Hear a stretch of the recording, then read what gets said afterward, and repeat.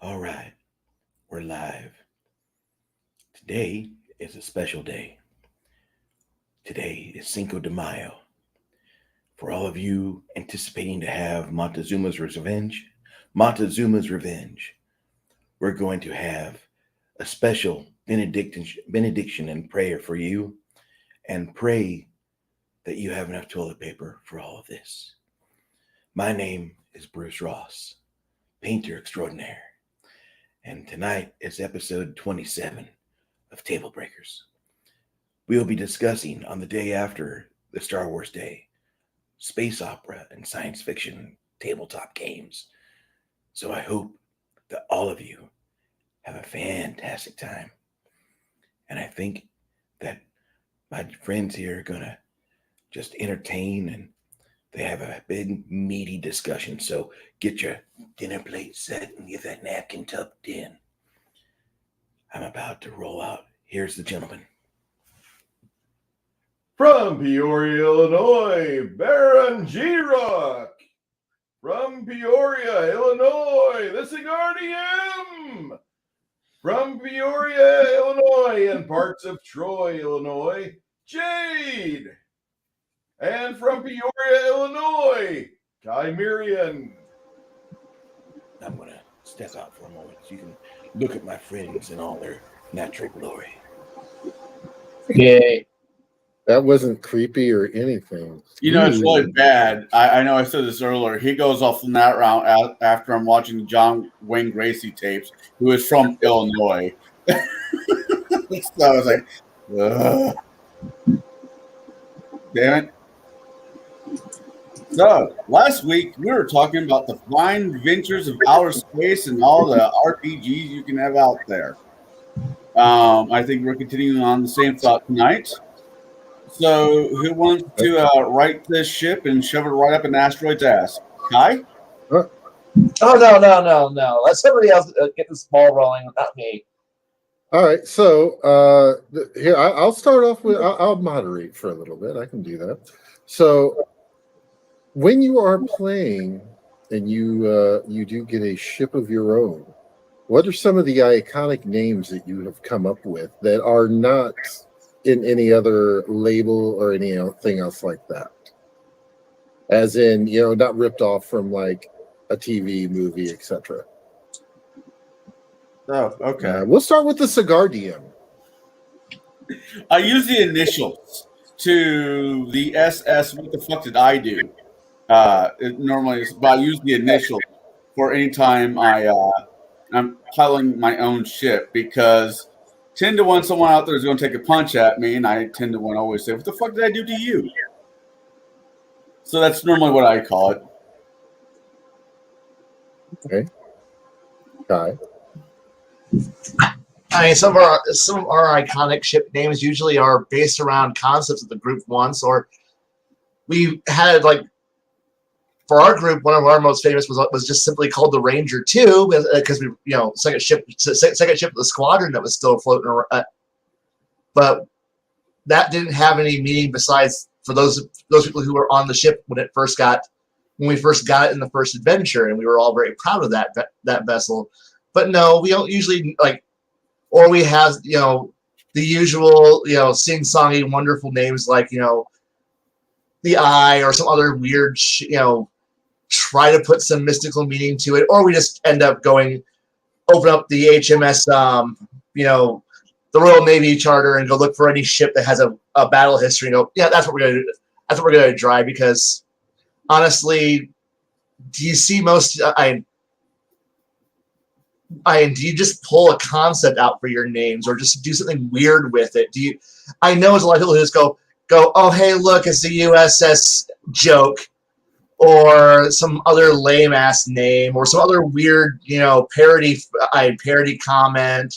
I've had players who go, it's one of ours, sir, as the ship, registration name, so that way it causes confusion for 2 seconds as the sensor operator goes, it's one of ours, sir, and the admiral, well, that's fine, let it go. No, it's hostile. but you said it was one of ours. Ah, damn it. And, you know, it's enough time for somebody to program the get the fuck out of here, jump coordinates or change course. But then comes the wonderful series of questions and equations of, well, what naming scheme are you going to go with for it? I mean, you really can't go with an American style of name where it's, you know, state, city, major battles, political leaders, because nobody wants to fly on the USS Senator. Senator, no one gives a shit. And Star Trek is just kind of garbage, and they just all hit and miss, and because the writers were all fucking hacks and from Hollywood and masturbate to leftist agenda bullshit, so their names are always crap, because it's like there's no consistency. What the fuck are you guys doing? Or you can go with like Star Wars, which is, well, it's just the British naming scheme. Get used to it. And you really can't go, well, are you going to pull from like a Japanese name where it's like provinces, cities, natural events, mountains, rivers, mythological creatures? But most players don't. But there's like a whole like logic to how you name your ships, and you need to have some like consistency. But you don't see most players and GMs put that much thought into it, with all honesty.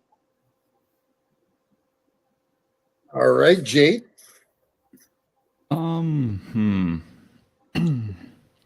So I'm not very original when it comes to vessels or starfaring vessels. I have named them, you know, things that, you know, are common names: Enterprise, Roundabout, whatnot. But when I'm really, you know, when I need a name for a ship that, you know, because most times I'm the GM, as we all are, I go to like Donjon and I just get a throwaway name. Especially if it's an enemy vessel, you know, if the vessel's going to end up destroyed because, you know, I run for murder hobos, I'm going to, you know, just go to Donjon, just generate ship names and let it do its thing. Like I just generated some right now, Errant of Satai. You know, to me, the names don't really matter for the vessel, especially for the enemy vessels. Now, my players, on the other hand, they'll come up with whatever, you know, is popular at that time, whether it's an anime that they're really all into, or some kind of sci-fi show that they might be watching. My wife is a huge what's that show called? What is that show called? Outlaw Star fan. Okay. So yeah, she wants a sci-fi game with grappler arms, and I'm just like, I have no mechanics for this at all. Like, there are no mechanics for grappling in space. Yeah, but Chikai has it. I think I know way around it. There might be a big eye, small mouth conversion for it. I honestly haven't looked. It would take approximately no time to do the conversion. I can probably pull out the book and start working on it. So yeah. Tell you what, you come up with a conversion and you know, send me a you know, however many page dissertation on it, and I'll read through it and present it to my wife, and we'll see where it goes from there. Okay. It will start with the squeal. Kai, I would start with Starfleet, and where they have the tractor beams. Just use those. She wants it to be a role-playing game, not a space combat. No. I mean, the Starfleet is also an RPG game. Just most people use it for the battling. Most people use it for the battle sim. Right. But yeah, so again, you know, most of my players, they come up with whatever they're interested in that's outside of the game at that time, unless the you know, the vessel's already named. For example, when I ran Starfinder, the very first module set, which I recommend never doing, I say that because a lot of the module was written before the rule set was out and available, and it shows. It really does. But so the vessels were already named in that, and they just decided to keep the name. I can't actually remember the name of the vessels offhand because I ran it, like I said, when it first came out. But yeah, so I'm a big fan of going to like some kind of generator for my ship names. I mean, yeah, sure, See, why not? Now, with me, I think the greatest ship name we were playing Road Trader, and we had the Onyx Rooster. So I just want you all to take a moment, think about that one. It had a scantily clad AI that would run up and down the halls when red alert was called, going, "Oh my god! Oh my god! Oh my god! Oh my god! Oh my god! Oh my god!" Yeah, just doing that up and down the halls on every single level at the exact same time. That was the red alert sign. Yeah, it was. Yeah. But yeah, I think thinking back to it, I think that is like the best name that we ever came up with, just because of definitely the kind of double entendre with it, and it was a huge black ship, and yeah, and yeah. I was actually this past Tuesday and playing not Starfleet, but actually another space RPG type battle sim, and this one was homebrewed. Two of the people at the table actually came up with this game, the mechanics and all. It's pretty good. And the one of the guy keeps saying, "Well, my range is only 6 long." I'm like, "Okay, 6 long what?" He's like, "Da 6 long." I'm like, "Okay, I'm gonna name my next ship the SW." No. Wait, hold it. Yeah, SW 5 long. And like, what does that mean? Was it the Subway 5 long? And the captain's name's gonna be Gerald. And they're like, what is it? They just didn't get it. I don't think you guys get my joke either, but that's okay. No, I understand it. I'm just not laughing. Oh. This is true. So, when you're looking at more of the space opera type situations, and I'm going to pull Star Wars off the board immediately because we really dug into that last time around. What other systems are we looking at? I think we'll start with Kai. Fading Suns. Fading fucking Suns. An amazing role-playing game that gets no credit. It's like, so you want Dune, but you don't want to deal with all the sandworm crap and a God Emperor. Cool. Do you like the Tyranids and the Zerg? We got that. Do you like an enigmatic alien race that wants to just ruin everything? We got that. Do you like the idea of having a spacer guild that controls all technology and everyone else is kind of ignorant, but you want the church kind of floating around, but you want some magic in there? I would like that. Do you want an Inquisition that runs around and murders psionics? I would like that. We got you covered there. Do you want massive dueling and Dune-style shields? That sounds cool. I want that. Do you want Starship Trooper power armor? Well, we got that too. Do you want massive space combat between space battleships? I would like that. We got you. Do you want ancient mysteries? Done. We got you.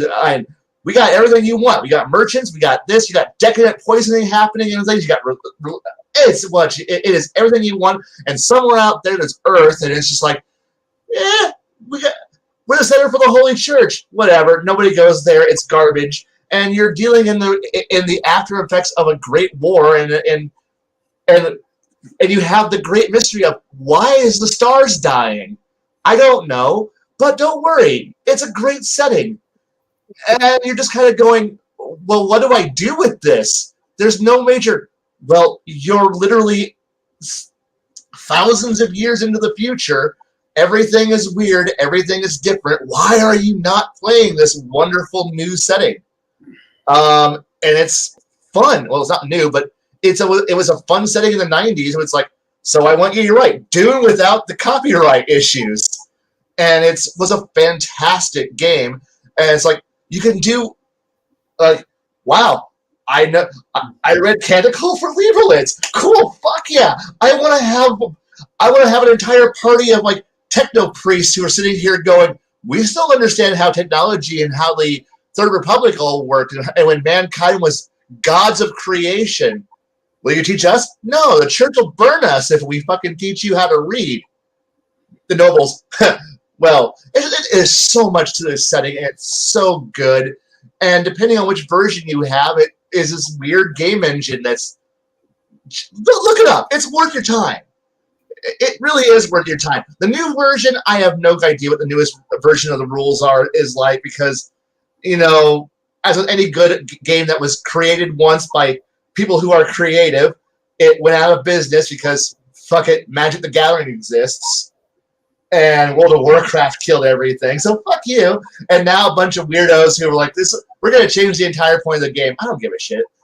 I still have the old rules, the old maps, and if you're willing to go into the dark ages of technology, you can go play a video game that was actually really good, really poor graphics, really turn-based. But if you want to run a 4X empire in Dune, where you start out with nobody knowing how to build anything better than World War II technology tanks, and then you end the game with massive dreadnought fleets slugging it out over worlds and blasting entire planets,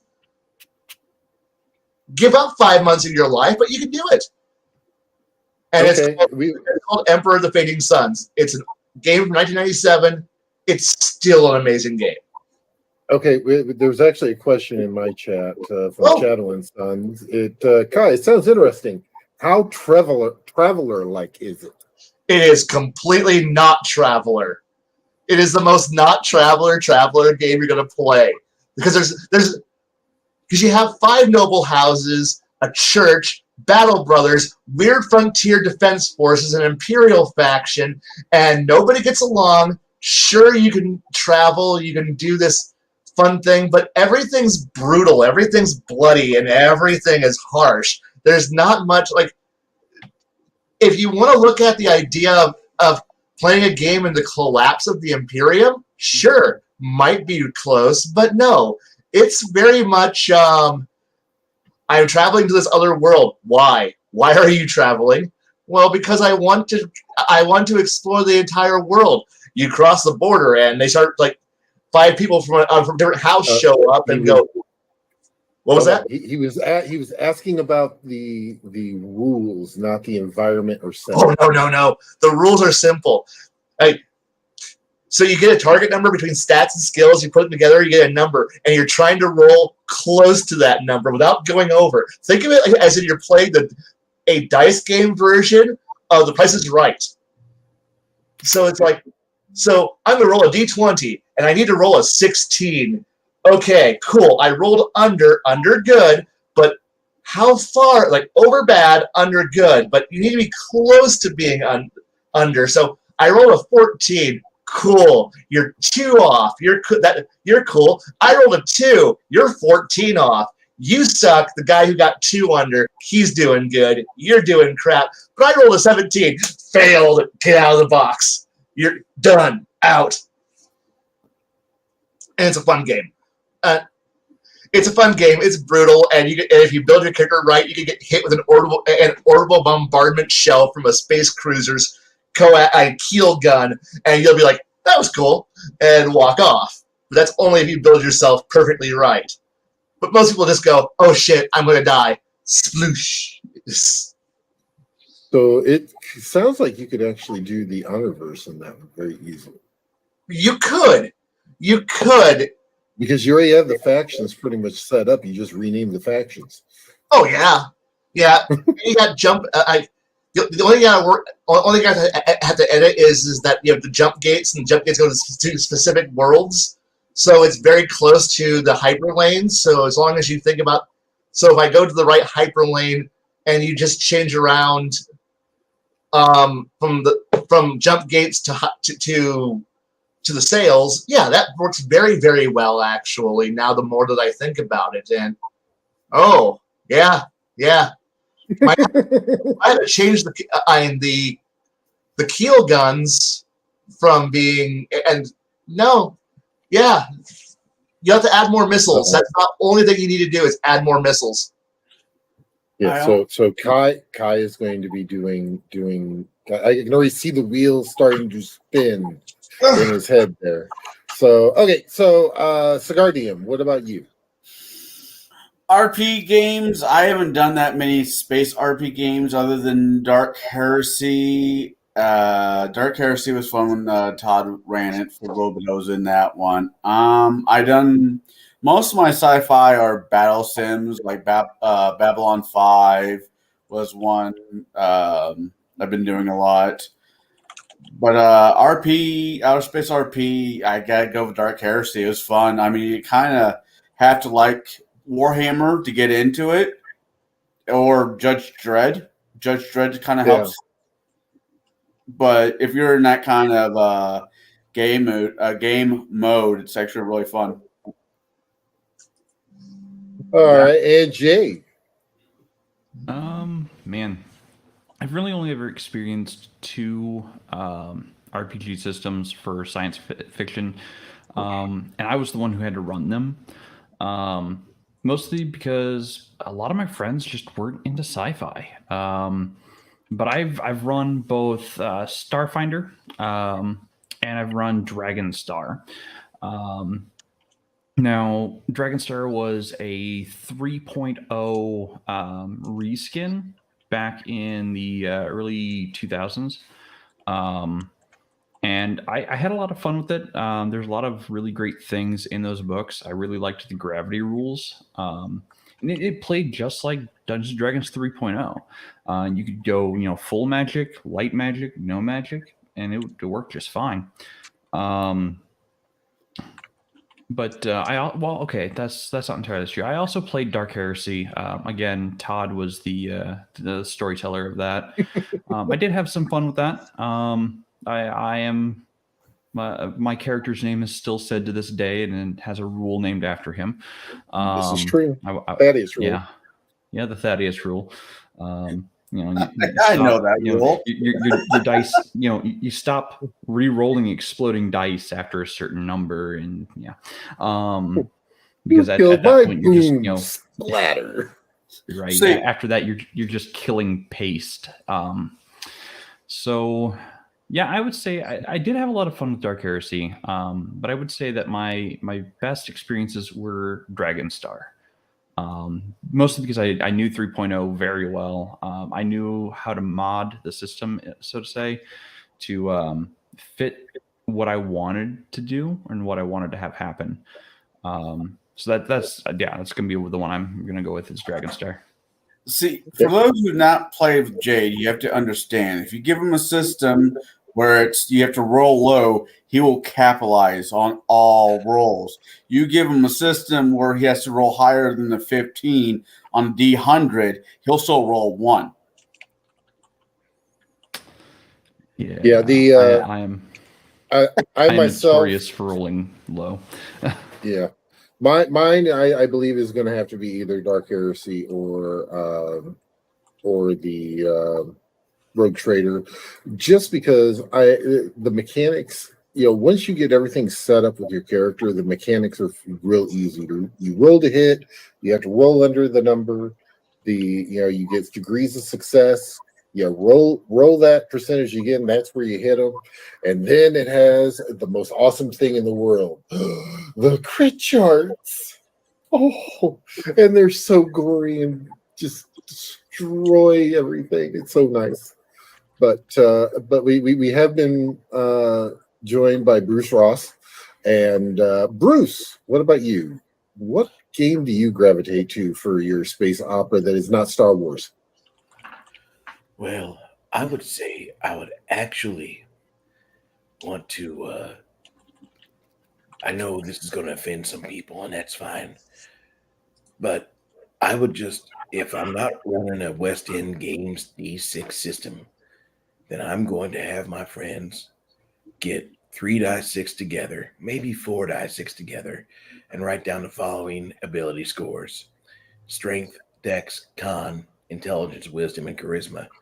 And once we get that sorted out and get a character bones set up, I'm going to start running, and they're going to see how I'm doing things. But I probably would take care of the system issue, because I don't want people to have problems. I want them to have a smooth transition between games. I want them to be able to have that butter. I don't need them to get all jittery, and oh God, what do I use today? A D100? Do I use a D20, a D8? What is this? A die pool system? No, I'm going to actually stand up for what I was doing, and I'm going to use my D20-esque systems. So I would probably use either Dragon Star or a variant of Alternity or something like that. But that would be my own personal preference, or maybe just run some Gamma World, because you can never have. I don't have enough people at the table.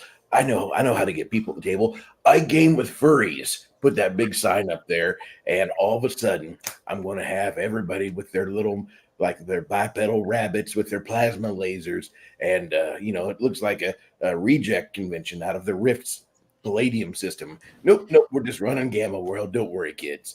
And that's what I would do.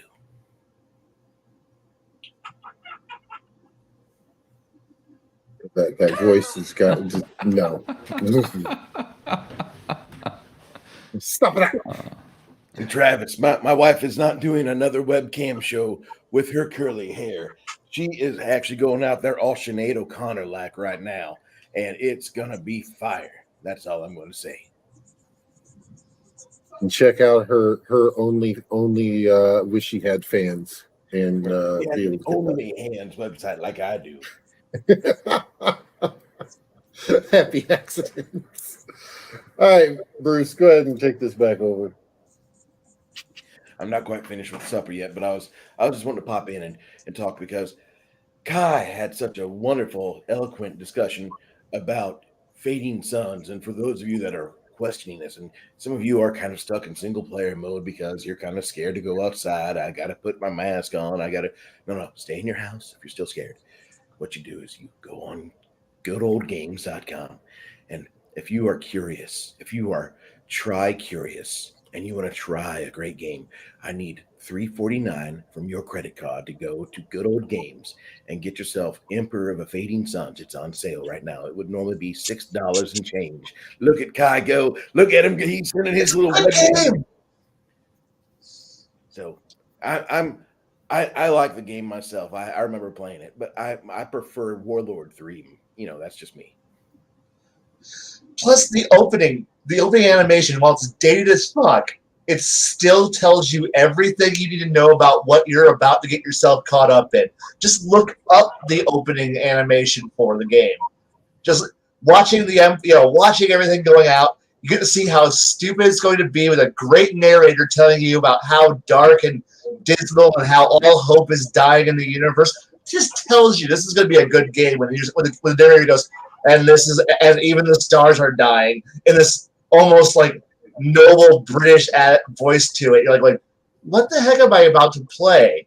And then you like watch like a guy catch fire, fall over, and die when he coordinates himself, and then watching all of a sudden, the skylight shattering, and all of a sudden these battleships in orbit just like start blasting the fuck out of each other. Like, okay, I'm about to play a game that's way different than most other things that you were going to play in the year of 1997.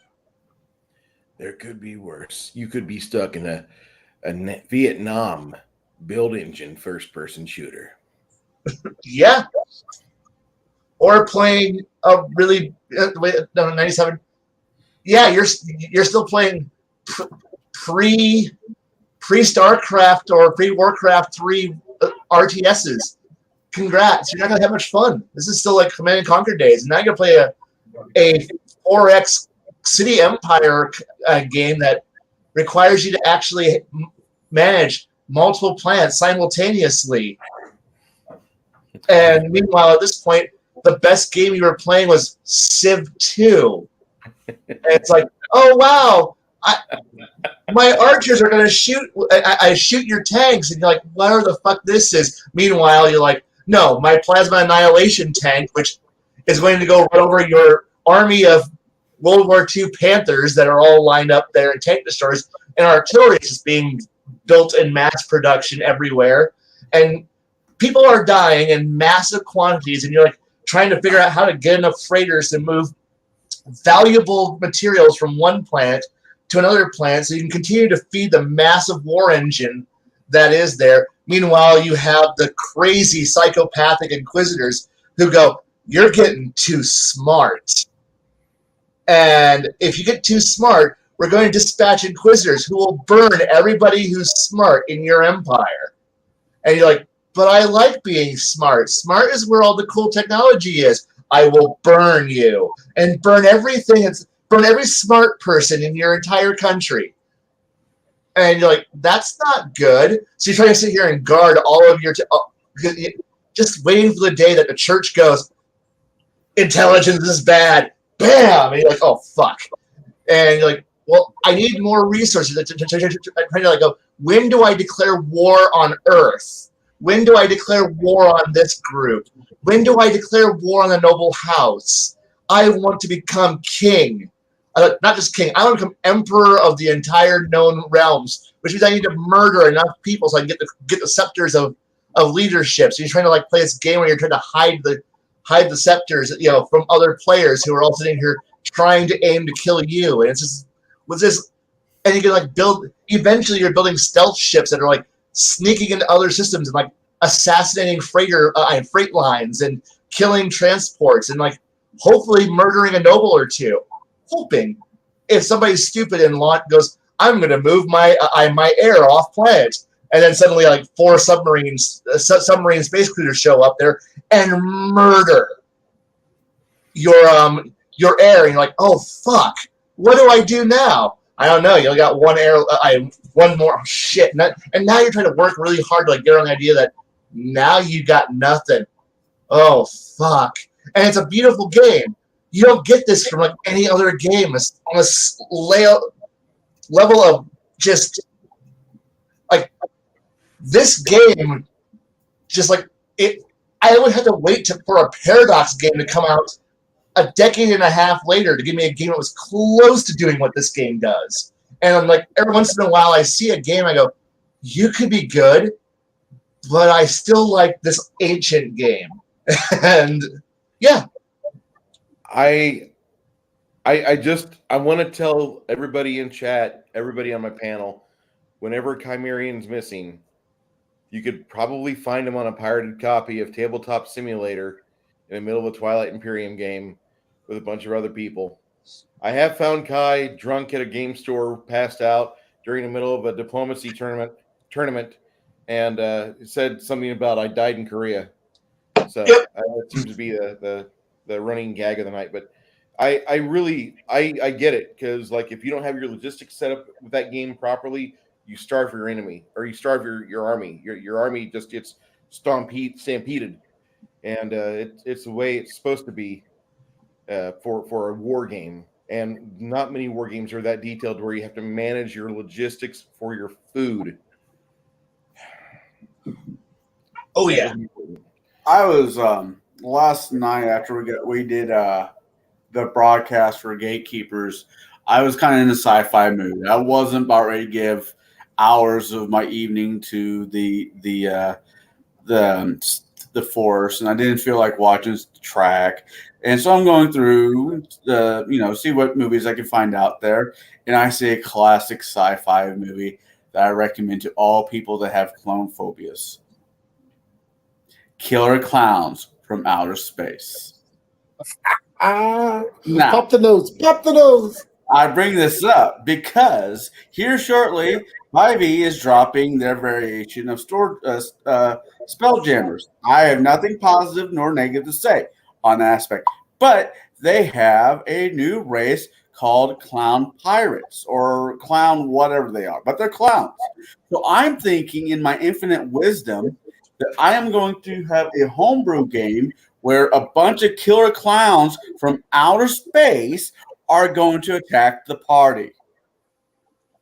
Thank you, 5e, for just throwing more shit into my gun that I can fire for dumb. The issue is that will not translate. That will not run alongside with fantasy.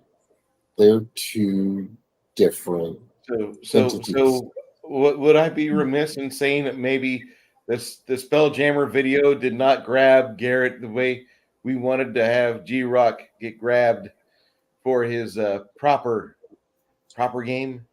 No, you didn't like the Spelljammer video? The hamster though. I have dreams about the hamster. Well, ever since they revealed that he was a space hamster in Baldur's Gate 2, yeah, back in 1999 or 2000,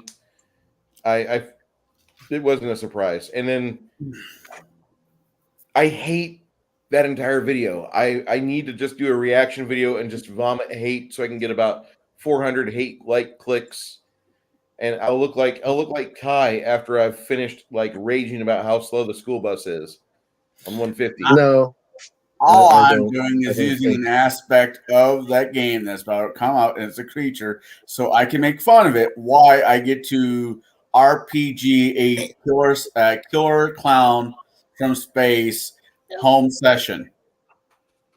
Limmy winks. I mean, Kai, he looks like he might be interested in killing some clowns. No, not really. I've watched the original movie and tempting,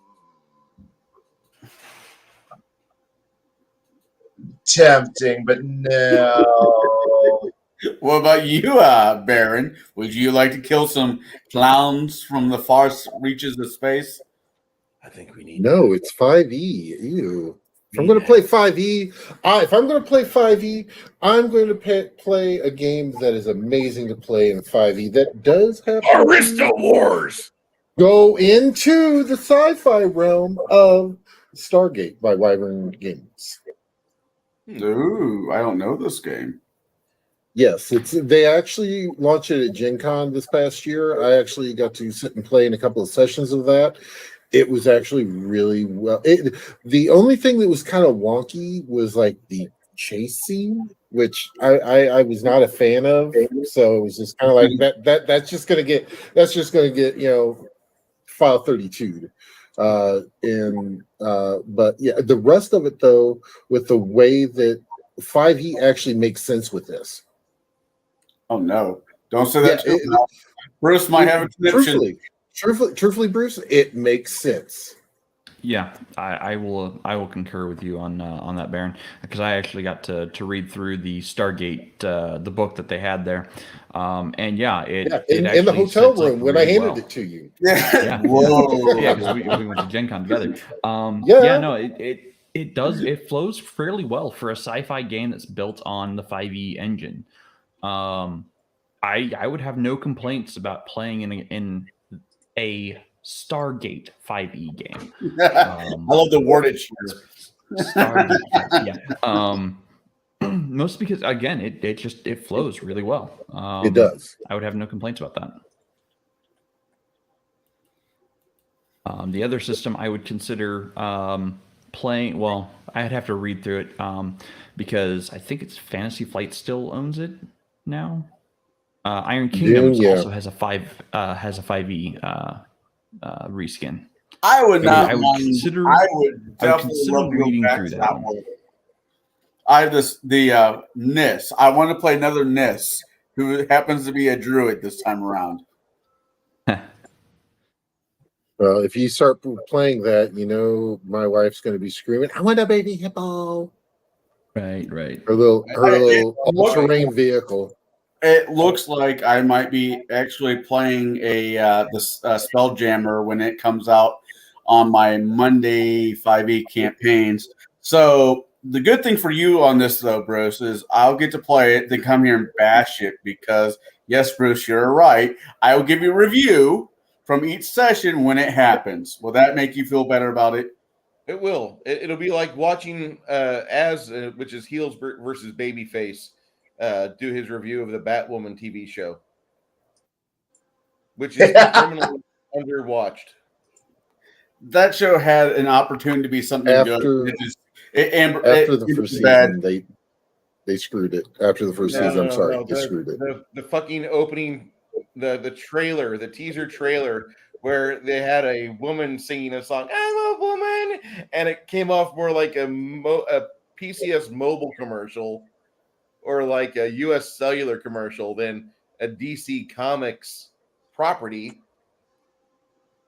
And then, you have, of course, the wonderful acting. It will be when that suit fits a woman. All right, I need to jump off here so Kai can get animated again. He looks like he's So somebody want to get him his drip, his ketamine drip. Kai, they're stealing all your loot. Yeah. You know what? We're playing sci-fi, so my ways of killing them gets way more interesting. Oh, here we go. Well, the thing is that not only did the GM steal your loot in it, but he blew up the ship it was on. Oh, that's not good. That's not good at all. I think I. That GM doesn't realize what kind of game he's playing now, is he?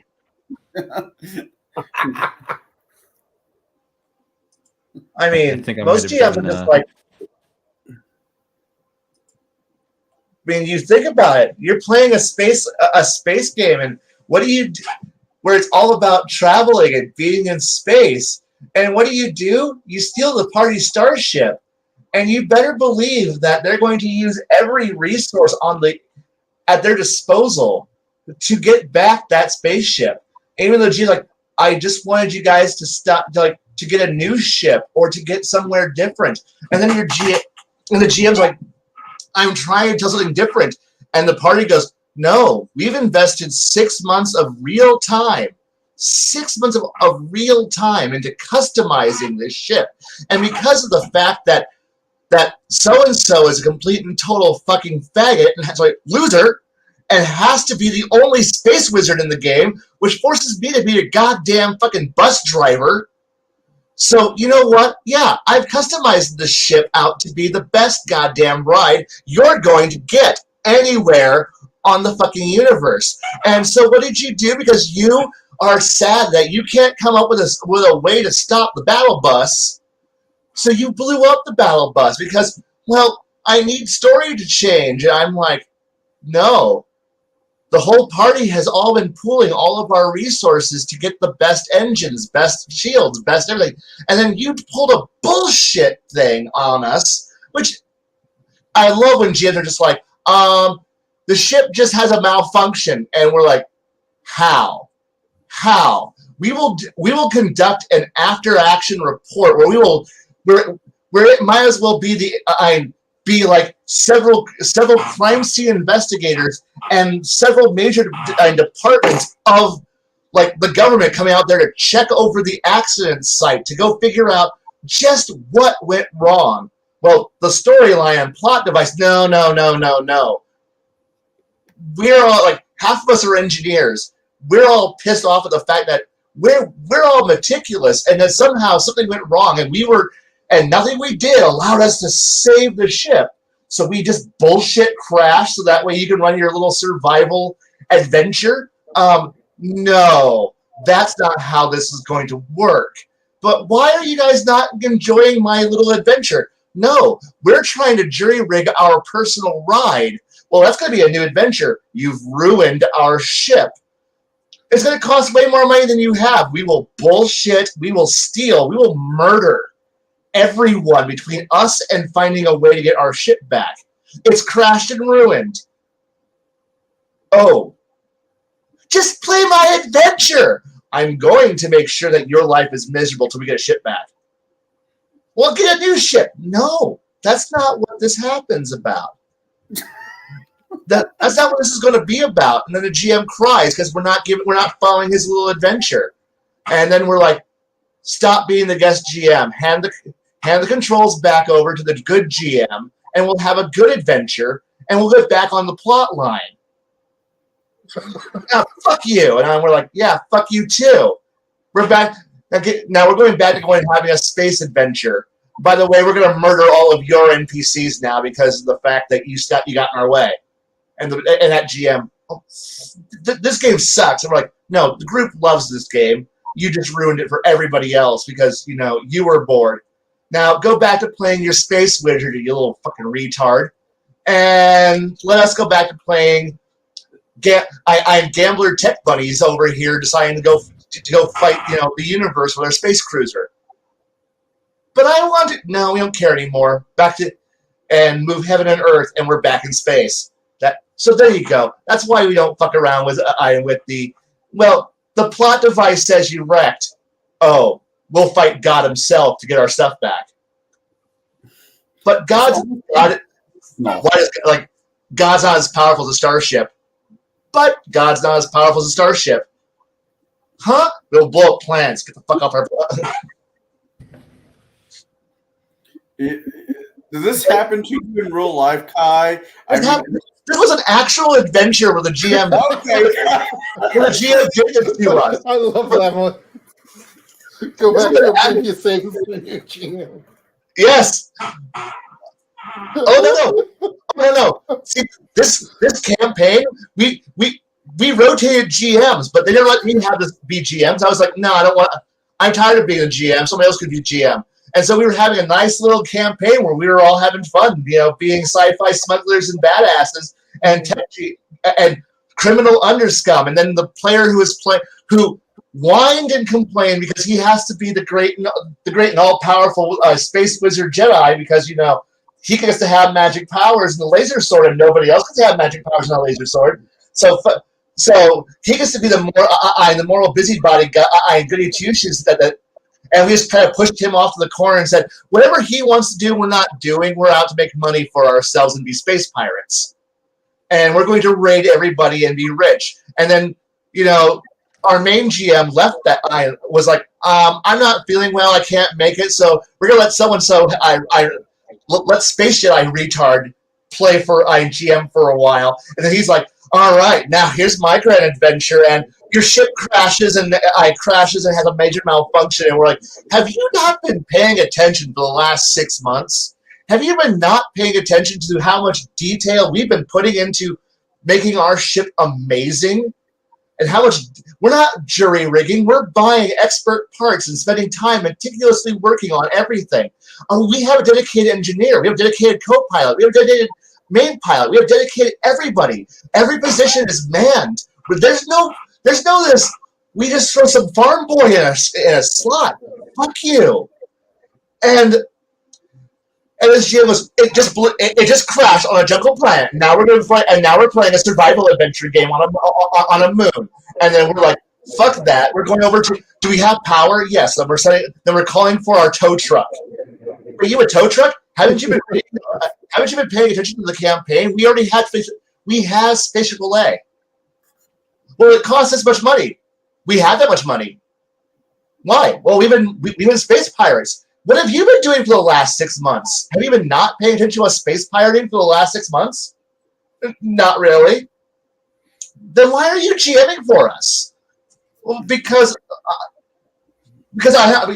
I'm a very good GM. Yes, you are sometimes.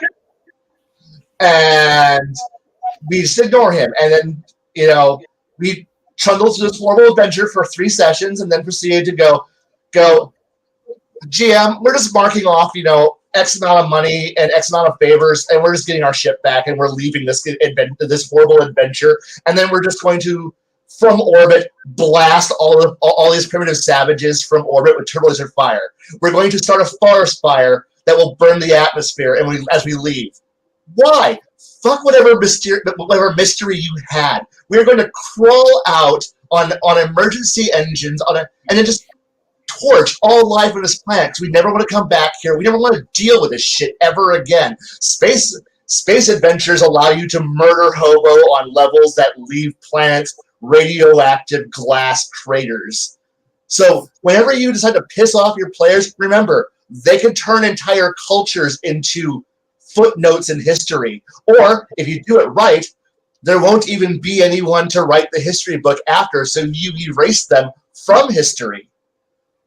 And if you do it even better, you can legitimately crack the crust and not even leave an archaeological trace behind.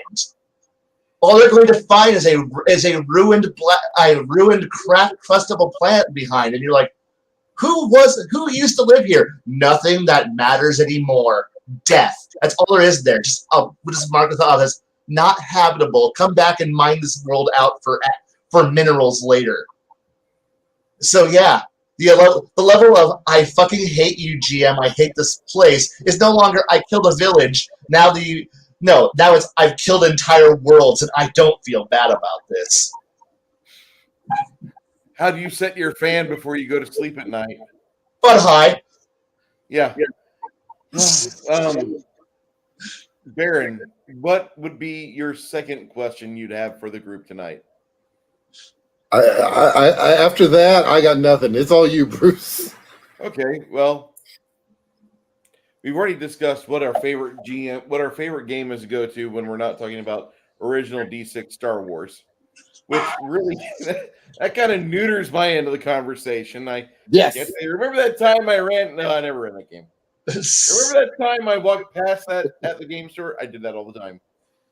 I never picked it up. I never bought those. I've got to say, if we're going to talk about anything, I would say well, how would you guys want to run if you're not running in Games Workshop's Dark Heresy game? How would you run a Necromunda themed campaign? And that would be where I would go with this question. Go ahead, Baron. Well, I mean, truthfully, if we're taking that off the table, you could easily do that in Starfinder because there is a Necromunda type World of the Dead built into that. So it would be very easy to and you can even transplant that into with 3035 rules fairly easy. You could, even, if you're looking at it too, if you wanted to do a Stargate type deal, the rules are there to be able to do that also. It's all about, the planet generation. And the 300-pound gorilla in the side hall that I know Sean are just waiting for us to say, you can easily do it in Traveler, you can easily, come up with stats for, undead, things along those lines. You could pretty much run it in any engine that you can conceive. But looking at the sci-fi side of it, with the weapons and whatnot, probably it would be more in Traveler. But like I said, Starfighter's got it pretty much in there. The world of Eox, the Elabrian people, their culture was dying, and they couldn't figure out a way to save their people. So they performed some kind of ritual, techno-magic ritual that transformed a large portion of the population into intelligent undead, kind of like liches almost, without the phylacteries.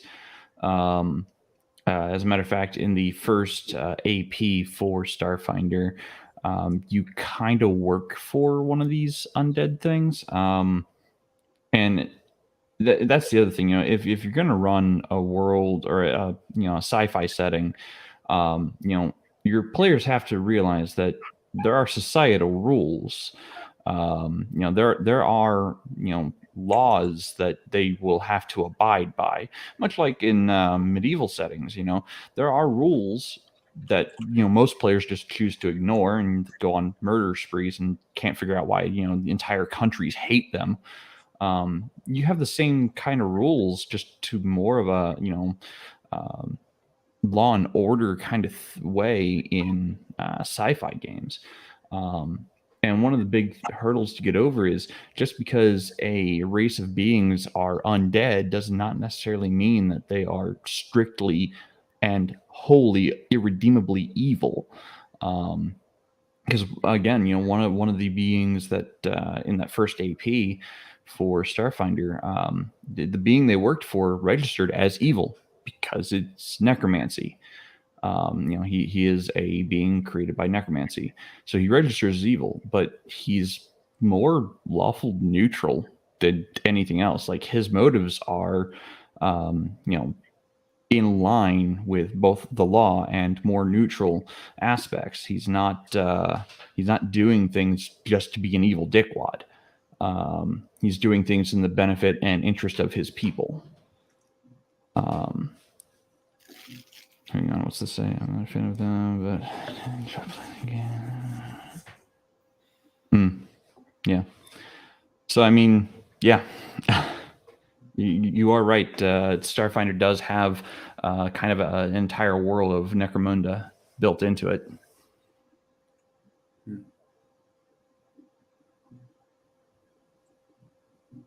Right. Oh, well, I have several options on what I could run a Necromunda style game with. You could always run it with D6 Star Wars, generic, fast, easy run. There's plenty of weapons because if you're playing Necromunda properly, what you need is more guns than brains, and so you need to have a setting that has all the guns, all the armor, and ways to not die when you die without having this magical bullshit thing where you just go, I wiggle my fingers, you now gain back 4d6 so it's like, or I can, if I want to get more gritty, I can always pull out Battle Troops or Battletech's Mech Warrior role-playing game. And at that point, you have, again, more guns than brains. You have cybernetics. You have medical treatment technology because you're just walking along and suddenly, oh shit, did my arm just got blasted off? That's not good. I'm going to go pass out now. And someone goes, hey, Bob just died. He's not dead yet. He's going to die. He's still bleeding. No, let him die. And we're just going to get his gun. And then you run off and do something else more fun. And if you need to have that space opera fantasy bullshit thing, you can even go as far as to say Exalted and have some fun with, well, everyone's now a magical superpowered person running around the internal bowels of a giant evil spaceship where you're all fighting over resources, or known as the average alchemical campaign. And I mean, honestly, like, you just gotta play a game that involves gangs shooting at each other. I think it's a game like that. It might be Cyberpunk and Shadowrun, which is all about gangs shooting each other over small amounts of cash, resources, and land.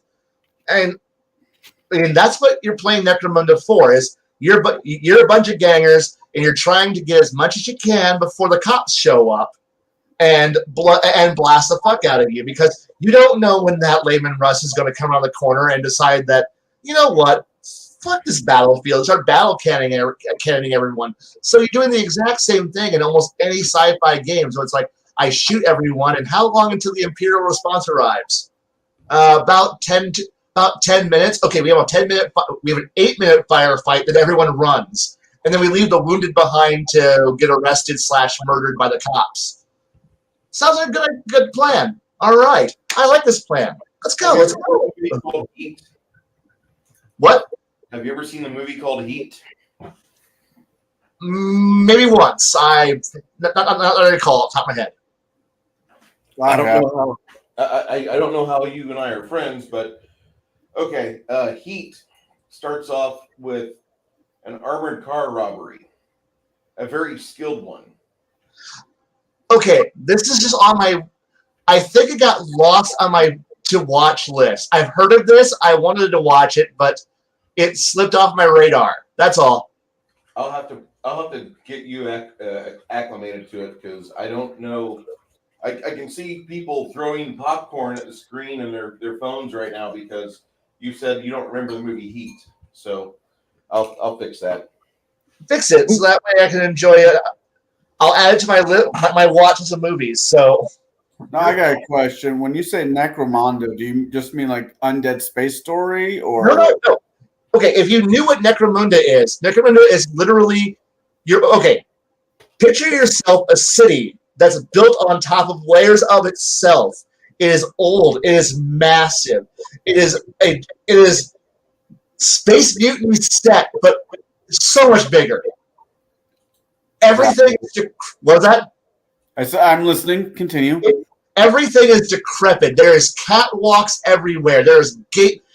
This city was once a massive hive. It's huge. It's an arcology, but you're looking at 10,000 years of decay and not being maintained. The rich live at the top. Everyone else is in the vast bowels of industrial hell. picture Blade Runner's, Black Knight, industrial, like there's fires belching out of pipes for no fucking reason. Why? You don't know. There's catwalks. Why? You don't know. And everything is all about, we need more food, we need more water, we need more guns. So we need to go out there and go fight another gang who has all the food, water, and guns.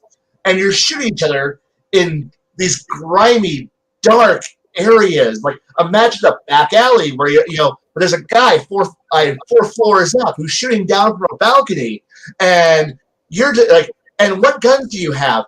Maybe one guy's got a crossbow, one guy's got a laser cannon, one guy's got a heavy machine gun, one guy's got something weird. You have no idea where he got that thing, and everyone's fighting. Like, nobody's a standard regular trooper. There's nobody who's like, well, I got my standard issue kit from the Space Marines, and I'm going to be a badass. No, you're literally some grimy little guy who's just like going, cool, I've got an AK-47 and like 3 magazines, and hopefully I can kill a guy who's got a spare magazine, so I can keep on fighting through the whole battle. And that's the entire game you're playing.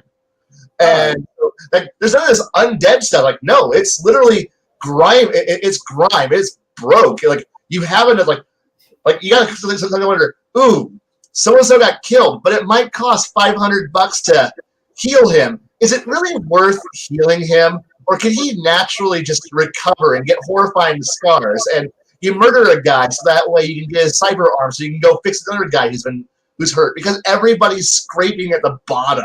There's none of that. There's no glory. There's no grand, and your hopeful goal is to murder enough crap so that way you could possibly move to a place where the air is actually clean, or you could see a sky for once, because everything else is just this endless grime and death. It's grinding you down, and like your life is worthless. You might as well sell it for something for a chance at something better.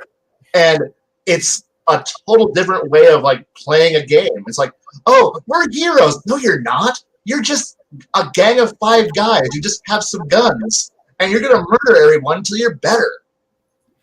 So and I think of was it the last Judge Dredd movie? Where that was actually a good movie. Yeah, that was a good movie, but that's if you were playing, the cops who show up later to, go, hey, this firefight's going too long. We're here to, murder everybody who didn't run away fast enough. You know how I said we shoot for 7 minutes, and then we leave our wounded behind and get beaten up by Judge Dredd? Yeah, that's what you're looking for.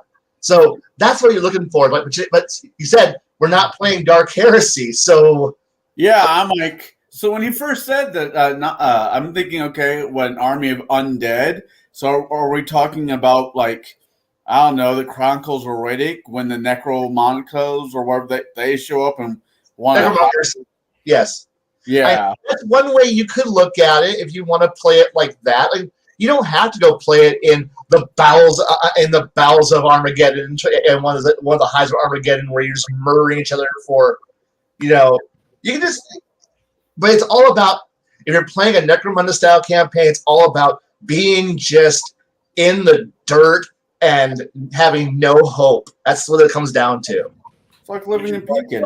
Someone said that it was a really fun skirmish game, but he would never want to run it for his usual table because of how dour it is.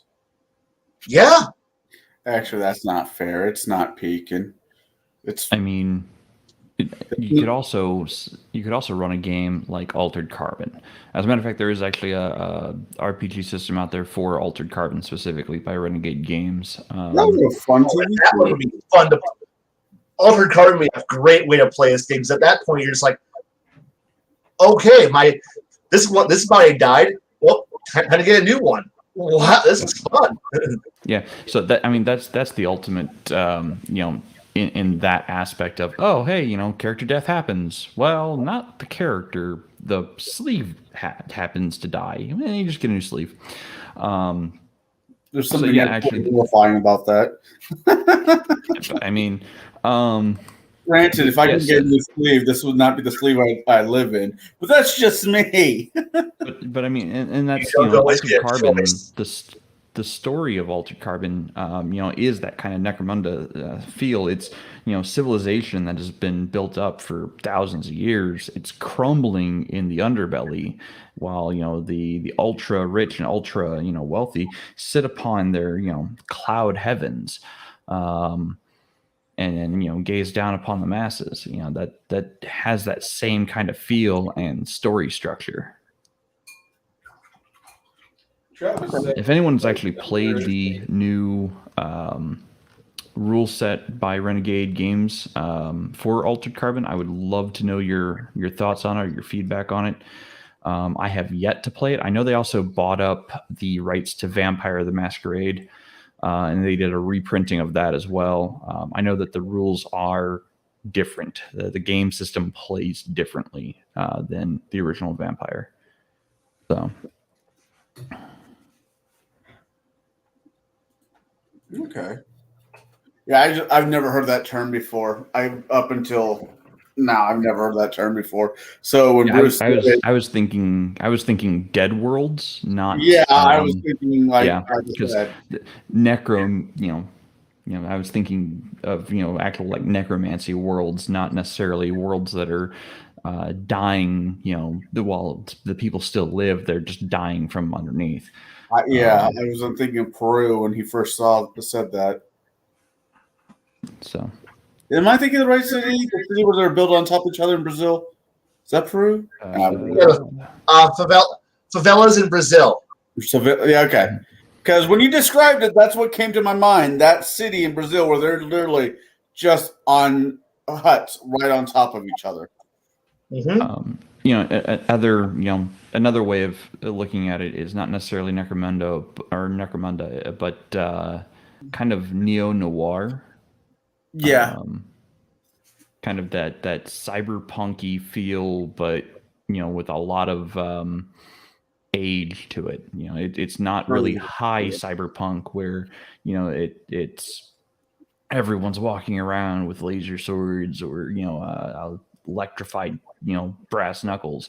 No, it's the people are downtrodden. It's a very dark and gritty feel, from what I understand. Now, what about the other side of that? You're in a campaign and you've been roughing it for months. It is a space toting, not so much pirate, but Firefly meets Cowboy Bebop. And now you're, instead of going to the planet that says we'll take all comers, money's not needed, to a planet that's like, well, you need at least 100 million cred in your bank or whatever system before you can even get past the front gate. I mean, you would have that in just about any high society kind of game. It doesn't really matter the system at that point. You would have your privatized worlds where the exceptionally ultra rich would buy entire planets just for themselves, and then they would charge fares for any like comings and goings. You could have that in, again, any system, but then you'd have the freedom fighters fighting for the protections of these worlds that are being encroached upon and obliterated, practically having the entire native inhabitants wiped out, all for this ultra rich individual to have a planet all to themselves. Right. That could create good conflict stories. I know I said story, but I'm out of drink. The person normally bitches about us saying story too much has been missing from our chats recently. I'm kind of worried. I thought he was in the last one. Maybe time before that. He's got some things going on. Yeah, I do know he's got real life troubles. So more power to him, for trying to sort that stuff out. Hopefully, I don't wish anyone ill will. Well, But I hope that he gets things sorted out for himself. I wish I could say the same, but I would be lying. But no, as for your comment about worlds that require you to have X amount of cash to be able to get on planet, like they're always importing. Like if you don't have players who are thinking like smugglers, or they're not trying to figure out how to infiltrate, how to sneak in, how to like if your players aren't thinking in just interesting new ways, or just even if it is blow up an orbital space installation and then ride the deorbiting debris field into the atmosphere, and having death-defying entrances like that, or sneaking in. If your players aren't literally going, we should rewatch a copy of Lord of War and figure out how to just smuggle everything on the planet, because rich people need need goods. Well, of course, most players aren't riding around in some elite super battle cruiser. They're probably riding around in a modified semi-truck, is what you're looking at. And if your players are smart, they're not just they didn't just glue on guns in every weird direction like you're some kind of freaking Reaver out of Firefly. You've probably concealed those guns. You have smuggling compartments. Like, you should be able to fly into most places and go, are you here as a guest? No, we're here delivering, X amount of valuable goods in here. And then you just bullshit your way onto the planet and then do your shenanigans and then blow your way out because, we're playing a sci-fi space opera game. If there isn't either a massive shootout getting to the planet, it's going to be a massive shootout getting away from the planet, where you're blasting past all the planetary defense patrols and trying to avoid the Navy that's trying to intercept you. Gotcha. You should be trying to figure out every which way to whatever obstacle they're putting into you. You should be having players trying to figure out, how do we get around this? Well, we're low on fuel. How do we make use of fuel? How do we get past the blockades? How do we fake our arrival? Our papers. Do we need to make contacts? Do we need to do this? Work around everything so that way you can escape. Even if it is come down on the opposite side of the planet, and then native of the earth, low altitude fly and get close in, and then drop the players off while one player or the NPC who's trusted to be the pickup guy takes the ship off and go parks it in a swamp somewhere, so you can go and do whatever adventure you need to do, or do your Ocean's 11. Everyone, we put one guy in a good outfit and throw him to the wolves, and everybody else gets ready to go out and do the hijinks, which is steal everything of value and make ourselves rich, because that's ultimately the goal when you're playing a space opera game. Is either you're here to go steal the plants, the super weapon. You need to go assassinate a noble or steal information, or most of the time it's simply we got rent to pay. And we need cash, and we need all the cash and all the good cash, and all the good cash is with rich people. And we're not rich, but we want to be rich, so we need to get into the rich area. So we're gonna fake our way into being rich, and then we're gonna steal everything so we can be rich, and then come back later and go, hey, now we're supposed to be here. Why? Bank account. Makes sense. I heard of space opera.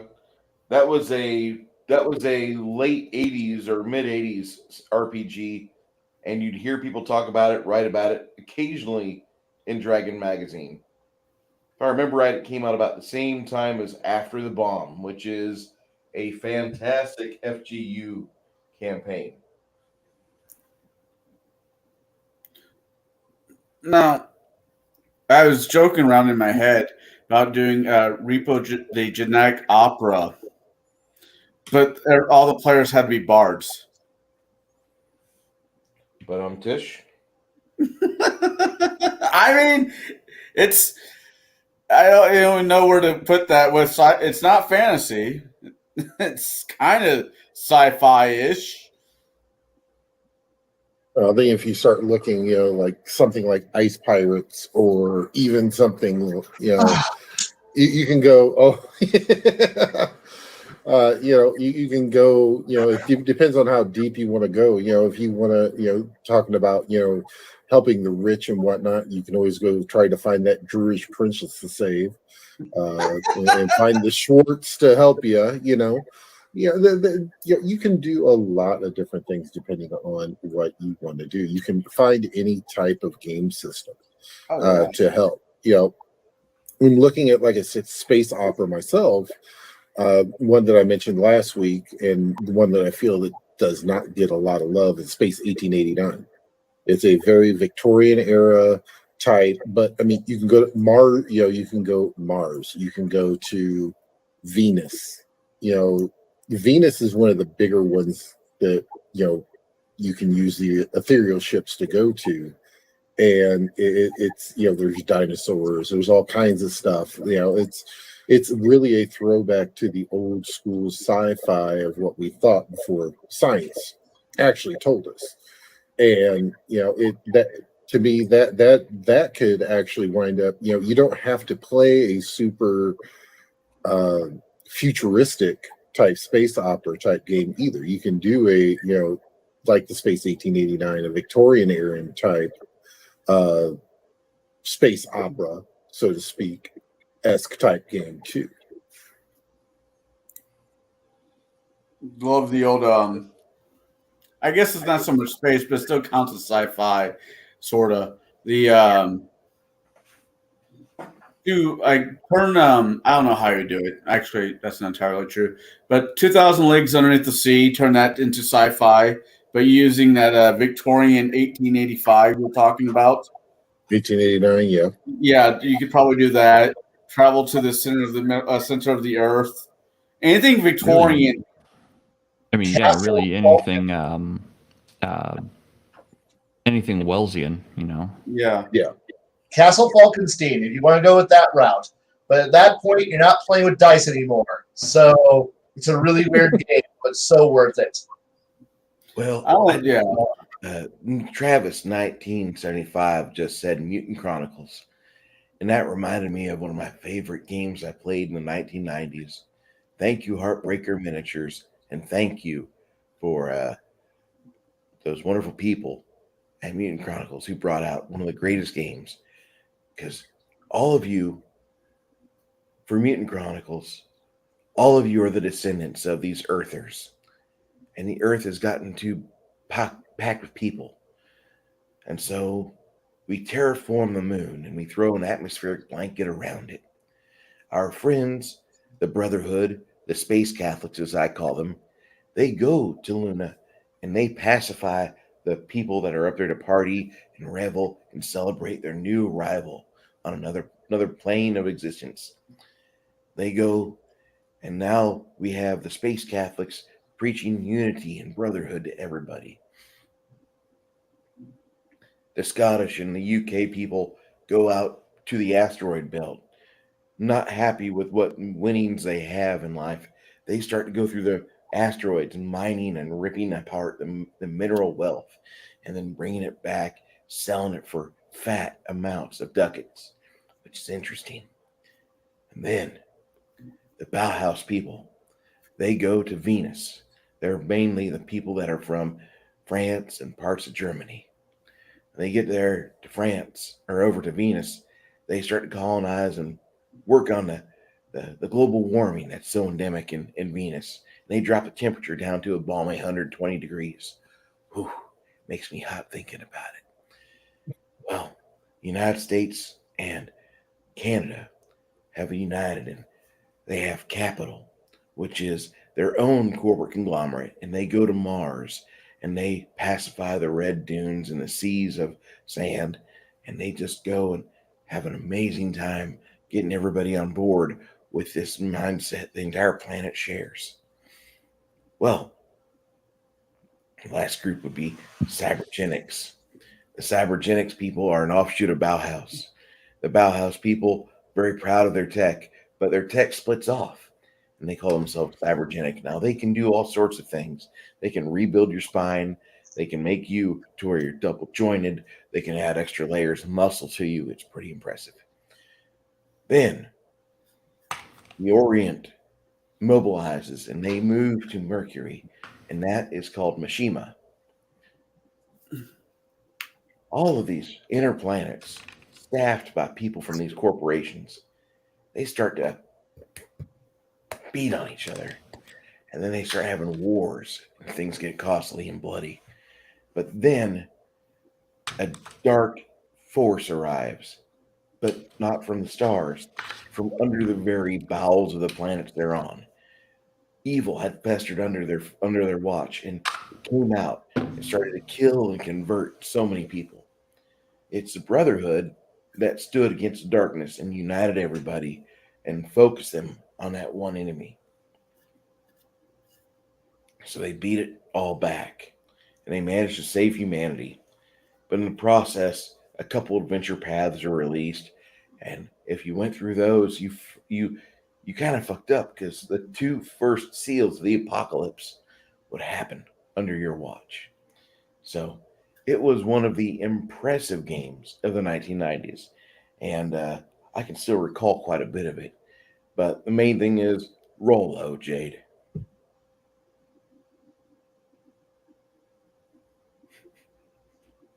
What? What? I said roll low. Oh, Yeah. Oh, ha. Roll low. Okay, I get it now. Okay. Yeah. And I'd be fantastic at that game. Sorry. I My just said mouse. roll low, OJ, and I'm like, what's My mouse OJ? just died. And those are the wrong battery size, of course. Okay. Next.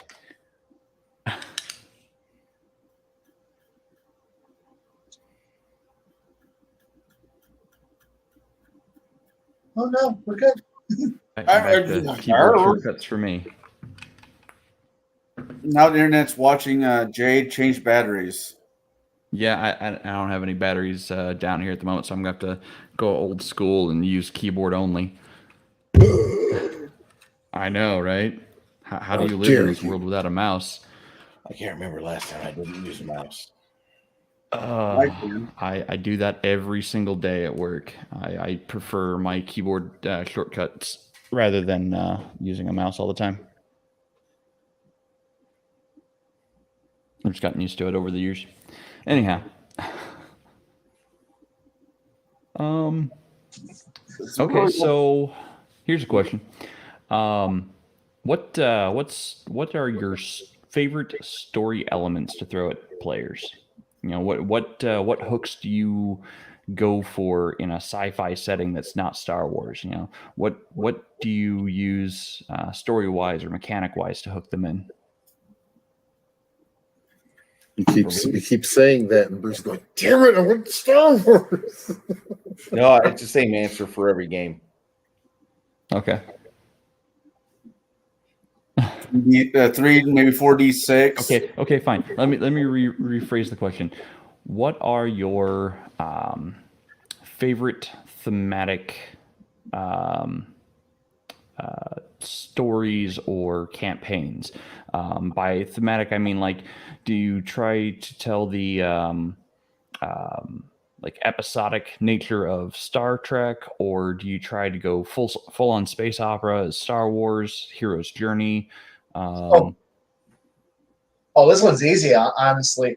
For at least with my groups when we play sci-fi, it's always building up towards some climactic event. It's starts out with all the mundanities, all these minor little things, and you start putting in the little pieces, the threads that start to build up towards, like, whatever direction you're just kind of guiding them towards. Since most of us have at least started reading, and take a look at the Honorverse books. How do those start? You're set off to go do some bullshit. You go out and have it. You're out having fun, quote unquote. It's misery. You're problem solving. You're figuring out your stuff. You're getting your resources. You're figuring out what you can do on a shoestring budget. and then you hit them. I like putting lots of politics in politics. Like, so the more people, like, I want to have your little actions are causing bigger ripples across a much bigger story going on around you. So therefore, sure, you may be hitting the freight routes for, say, Kuat drive yards, or Utopia Planatia for playing Star Trek, and you hate the Federation because fuck the Federation. The Orion Pouch where it's at. So you're sitting there, you're raiding supply lines and freighters. You're screwing around with things. You think you're just having some fun being, we're rich, but you're destabilizing a sector. Now you got houses and political parties and corporations or nations starting to go, wait, we got this. And then you start seeing the ripples. You start watching how the players react, and you start aiming them towards some climactic event where they have to go in way, way over their heads and do something heroic. But don't worry, you've been hopefully giving them the right gear and the right equipment and pushing them to find the right allies. So that way, when their little starship goes up against, the Imperial Star Destroyer that you've been saying is in the sector, and you've been knocking out its escorts. You've been knocking out its a few things. But, that Admiral suddenly shows up there with a battle cruiser, and you're like, oh, shit. I wasn't expecting a battle cruiser, and what do we got for firepower? Not nearly enough. But hopefully through ingenuity, guts, brains, and hopefully some good dice rolls, you can do the impossible and not end up with an expanding plasma ball. And you're aiming your players towards that point. But so I'm always aiming my sci-fi adventures towards the climactic death battle. It's going to be, you're pulled into something that's just going to be brutal, bloody, and there's no running away from it. Because if you run away from it, you can run away. You're always that's what the hyperdrive button's for, we're cowards. But don't worry, if you run away, horrible things are going to happen. And hopefully your players will realize we're not complete scum. We're going to be heroes. We're going to turn all of our ill-gotten gains towards doing one good event, or they can run away. And you know what? Cool. You chose cowardice in life over doing something heroic. This will have repercussions, and I'll have fun running those repercussions for them. But most of my players will realize when the climactic event happens, you usually know it's coming, and hopefully you hook them to the point where they go, yeah, I don't want the prototype space cruiser that's, actually an orbital weapons lab. It's been being moved quietly, and they're actually, murdering innocent people on board. And man, I just don't feel good about, robbing 4 more planets and getting more rich when we could actually do something noble. Yeah, go ahead, kids. Do something cool. I want you to. I want you to be noble. I want you to be heroes. And watch. And most times, players, when they play a role-playing game, choose the heroic action. So, yeah, it's just aiming them towards that point where they have to actually do something. And that could be, to use, that heroic event. Okay. Thank you. To answer your question, I'll jump in next. If I'm doing a sci-fi one that's space, there's so many tropes out there. The dying planet, returning the whatever to planet X so it doesn't, blow up the rest of the universe. I think I would throw a little bit of time travel in there. Especially if I'm doing a Star Trek theme type ones. Like, not all the information is out. At least I've not seen all the information out. Where the Borg came from, how they came to be. The Federation just got tired of the Borg after the Battle of Big Wolf or whatever it was called. And so, you know what? We have the ability to go back in time. Let's find out where these fuckers get started and blow them up. And of course, this is going to be a black op because Federation doesn't do hits, right? Hi, Con. How are you over there? No, we're going to put you back to sleep. Section 31 does not condone what you're doing, nor will we stop you. Right. So I think I'd probably do a Star. I'd probably do a Star Trek, and it would probably be a little time traveling stuff. You know, we got really tired of the Romulans. Let's fucking just take them off the world, off the counter altogether. Let's go deal with the Borg. Well, do we know where the Borg came from? No, but if we go far enough back, we might find out. So I don't know. Unless one of you guys know where the Borg came from, because as much as I've read or seen, they haven't actually given them an origin story as of yet.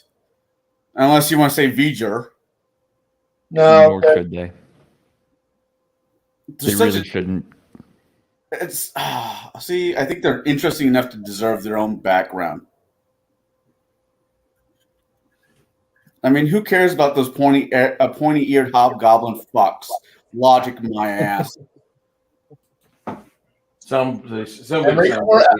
Whatever question you have, Memory Core Alpha and Beta have all the answers you could ever want and need. And then remember that nobody who writes for Trek bothers to read anything that's on there. So it's all trash anyway.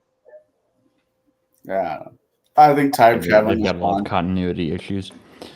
Continuity, canon, we don't need that. We're Trek writers. Fuck everything. It's modern day politics just trumps 50 years of actual real writing.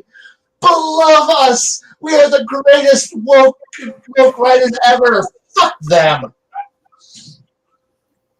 Yeah, we kind of have been dancing around Trek all night, haven't we? Card season 2 is a pile of shit, and anyone who likes it is kind of retarded.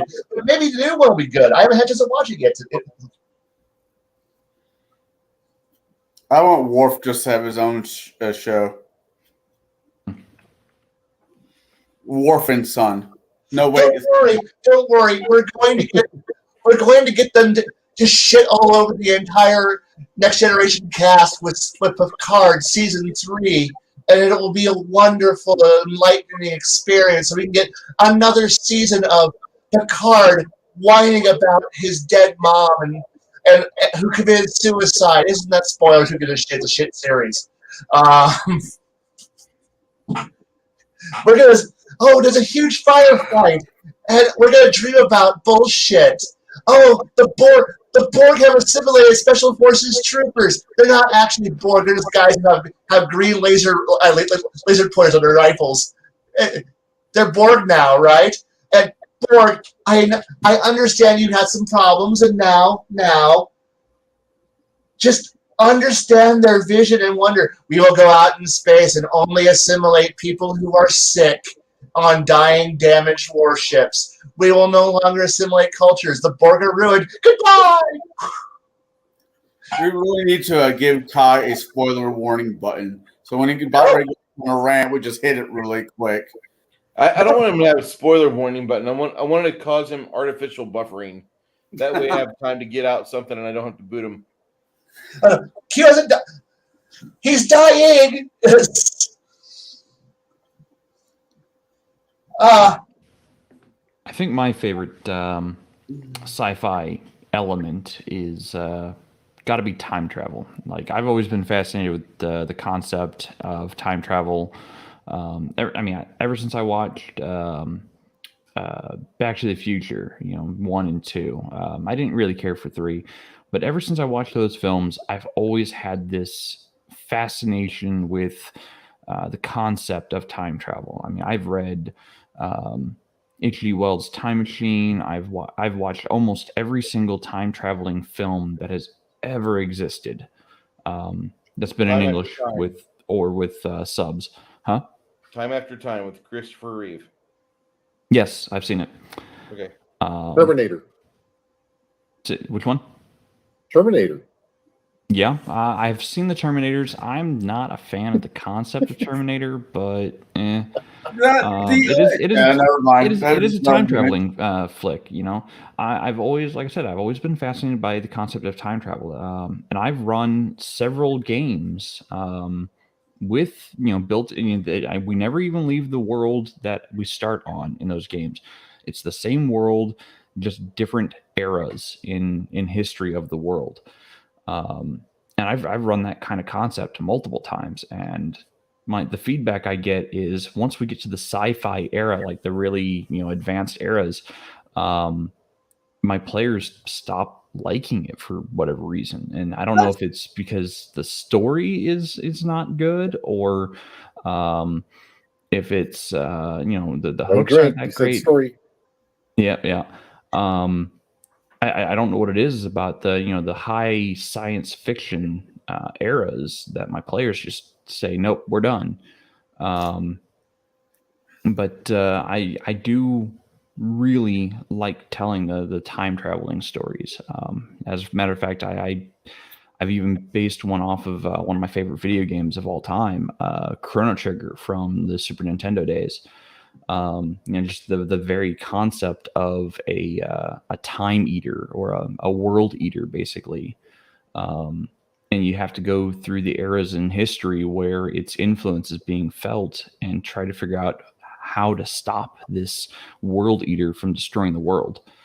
So I mean, those are the kind of concepts I like to play with is the time travel aspects of science fiction. Have anybody actually looked at the Doctor Who RPG? Yes. Don't. Don't. It's a waste of your time.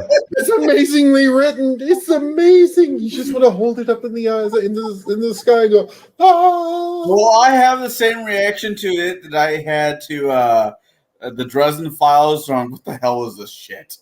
No, you'll have the same reaction to it as Meet the Spartans.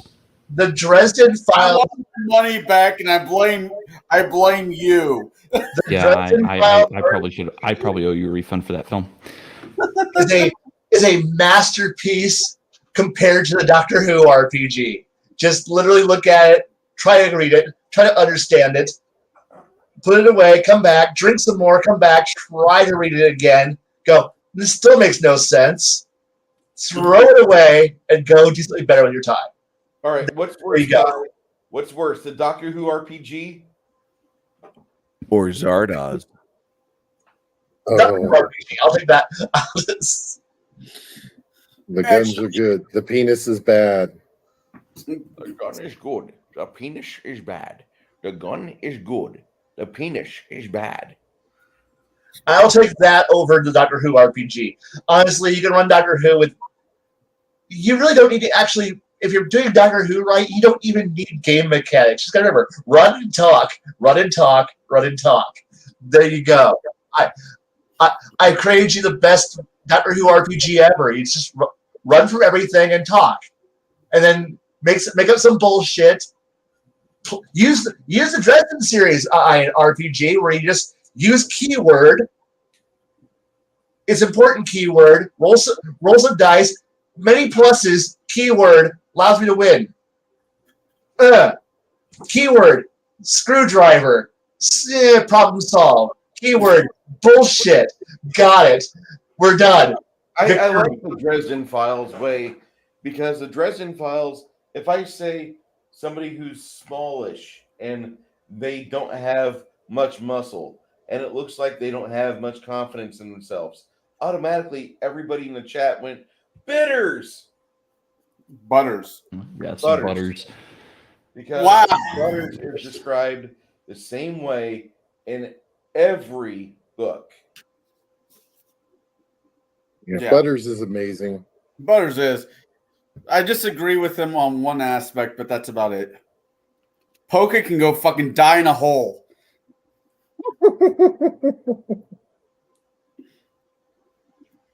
Is it okay that I'm a knight? Why wouldn't it be okay? Right? Because I'm Jewish. Shadow and Sun says the Doctor Who RPGs have all sucked. My issue is just in-game politics. All right, we're playing a Doctor Who themed beast. Well, I want to be a Time Lord. Sorry, but I want to be a Time Lord. Sorry, there's only one Time Lord per game. Well, who gets Time Lord? You're not playing with players who like classic Who. At that point, it's like, we're going to run an entire Time Lord campaign. Oh, the fun we're going to have. That's true. I could do. do that. I don't know. When But the, it just, if the game goes, you can't have more than one Time Lord, ignore it and play Classic Who. What regeneration are we on? That's the fun part. Hey, you died. Now we get to see a new character. Yay! I mean, you could do a whole party of Time Lords up until Sylvester McCoy's time as a Doctor. Yeah. And even then, up until the point where the War Doctor gets. But just remember, if you want to do like, like, oh hey, look, they all get to come back eventually, and there's been many points at the New Who where you could have a new Time Lord or 3 showing up and having hijinks away from the Doctor, away from all the crap, and you can have your own fun and get to deal with Davies era Daleks, or they showed up for one episode, we forgot all about them, color-coded modern Daleks. or the what the hell is the potato people? Santarans. Yes. I will kill you now. I think my favorite part of any time that they do the crossover with multiple than one Doctor, they all walk into TARDIS, and it's who's ever TARDIS, it being the new one or the one before, is like, you changed it. I don't like it. You remodeled. I don't like it. Yeah, that's pretty much right. It's bigger on the inside.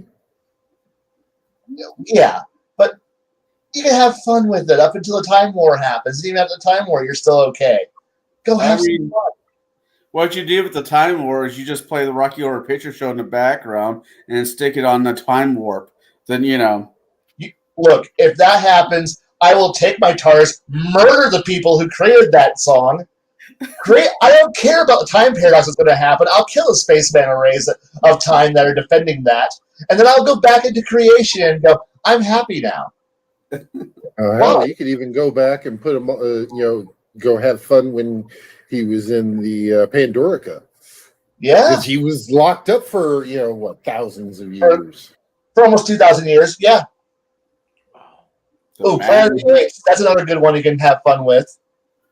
I don't know. I like, it was with the Dr. Bobblehead, let's go kill Hitler. And there's so many ways to do that, sorry. But at that point, we're bringing in one of the worst companions ever, and no thanks. I'll pass. Hey, you be careful. Hey. Amy Pond. No. River was amazing. Man, she was good for one episode, too, and then she became way too overused. I like her interaction with the last Doctor, not the female Doctor, but Peter. Capaldi? Yeah, I like their interaction, and I like some of the interactions she had with Matt Smith. Yes. I'm not saying all her episodes were great, but her chemistry with that character was really fun to watch. It was. This is true. True. Maybe I'm just a little jaded, because I want different companions, and no. I mean, personally, my favorite companion is probably between Billy Rose. Her real name, I don't know what her real name, but Rose and Amy Pond are probably my favorite two companions for the newer Doctor Who fans. Unless I go to Tom Baker's era, then you got Sarah Jane or the other Time Lord. All right. Before she comes to Doctor Who cast for a while, can we get hold on. Hey, I'm up for anything. At least I'm keeping it on sci-fi. Damn it. Yeah, I know. We are, but it's. I have a celebrity in our chat, Mr. Steve Lee, Red Gaze, the author of quite possibly the best release in 2021. This is Sunsworn Wings of Vengeance, a sequel to Sunsworn Edge of Annihilation. What's this? I don't know this one. Tell me more.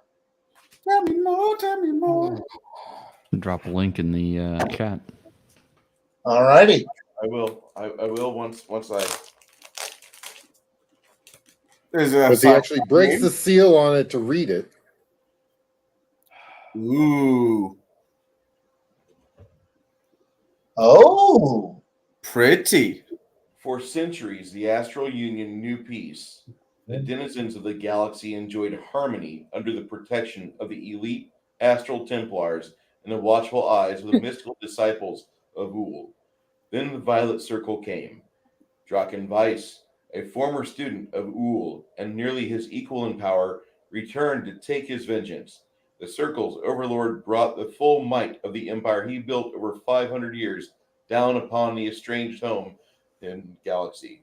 Weiss struck hard, planets were broken, millions died, the Astral Union nearly fell. In the end, it was the heroes of the Union and the grace of some unexpected allies that won the day and saved what was left. But for some, the war is not over. A number of Draken Weiss loyalists remain within the Astral Union, hellbent on vanquishing their overlord's enemies. This is a book that Mr. Steve Lee wrote, and he had some friends pencil it up. His fiance / wife, Miriam, she's amazing. She's got her own projects. Drive is in Bounds Saga. Anyway, this is what Star Wars fucking should be in modern day.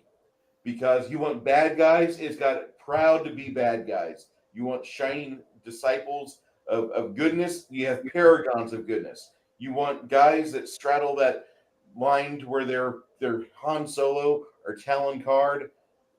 Dude, the Sunsworn name and label is great. It's the one thing that I keep hoping and praying that we see more and more and more and more people grab onto and talk about because it gave me so much hope. Seeing Red Gaze in here, man, I feel like I've just been blessed, okay? Would one say it was a new hope for you? Get out of my brain. I was getting ready to say that before you did. It's a new hope. I'm just going to state that when you read The Edge of Annihilation, you're in chapter 4 within about 40 minutes or 30 minutes.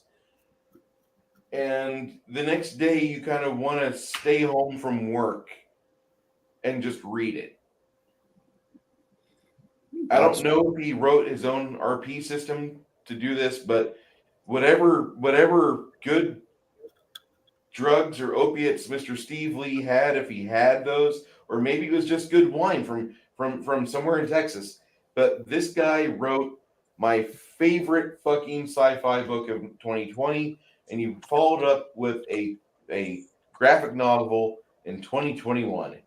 It is by far, hands down, it's one of those things that when you see like the old Palladium or the old Shadowrun covers, the second edition, on the shelf at the game store, and you see these heroes and these dastardly villains, it drips that level of theming and narratives, but it's done so well, and it's almost a perfect fucking tale. You there's no way to put it. So I just came, so I'm gonna shut up for a minute and have that. Anyway. Thank you, Steve Lee. That was the you need to keep doing more Sunsworn, please. Somebody needs to go grab Bruce some white pants. Oddly, Hey, somebody around wear their brown pants today, didn't they?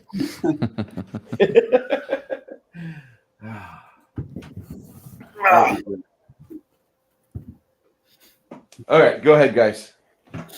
I don't know how to follow. Yeah, I don't either. I don't know how to follow the Spooge Fest that you just did. So it's like,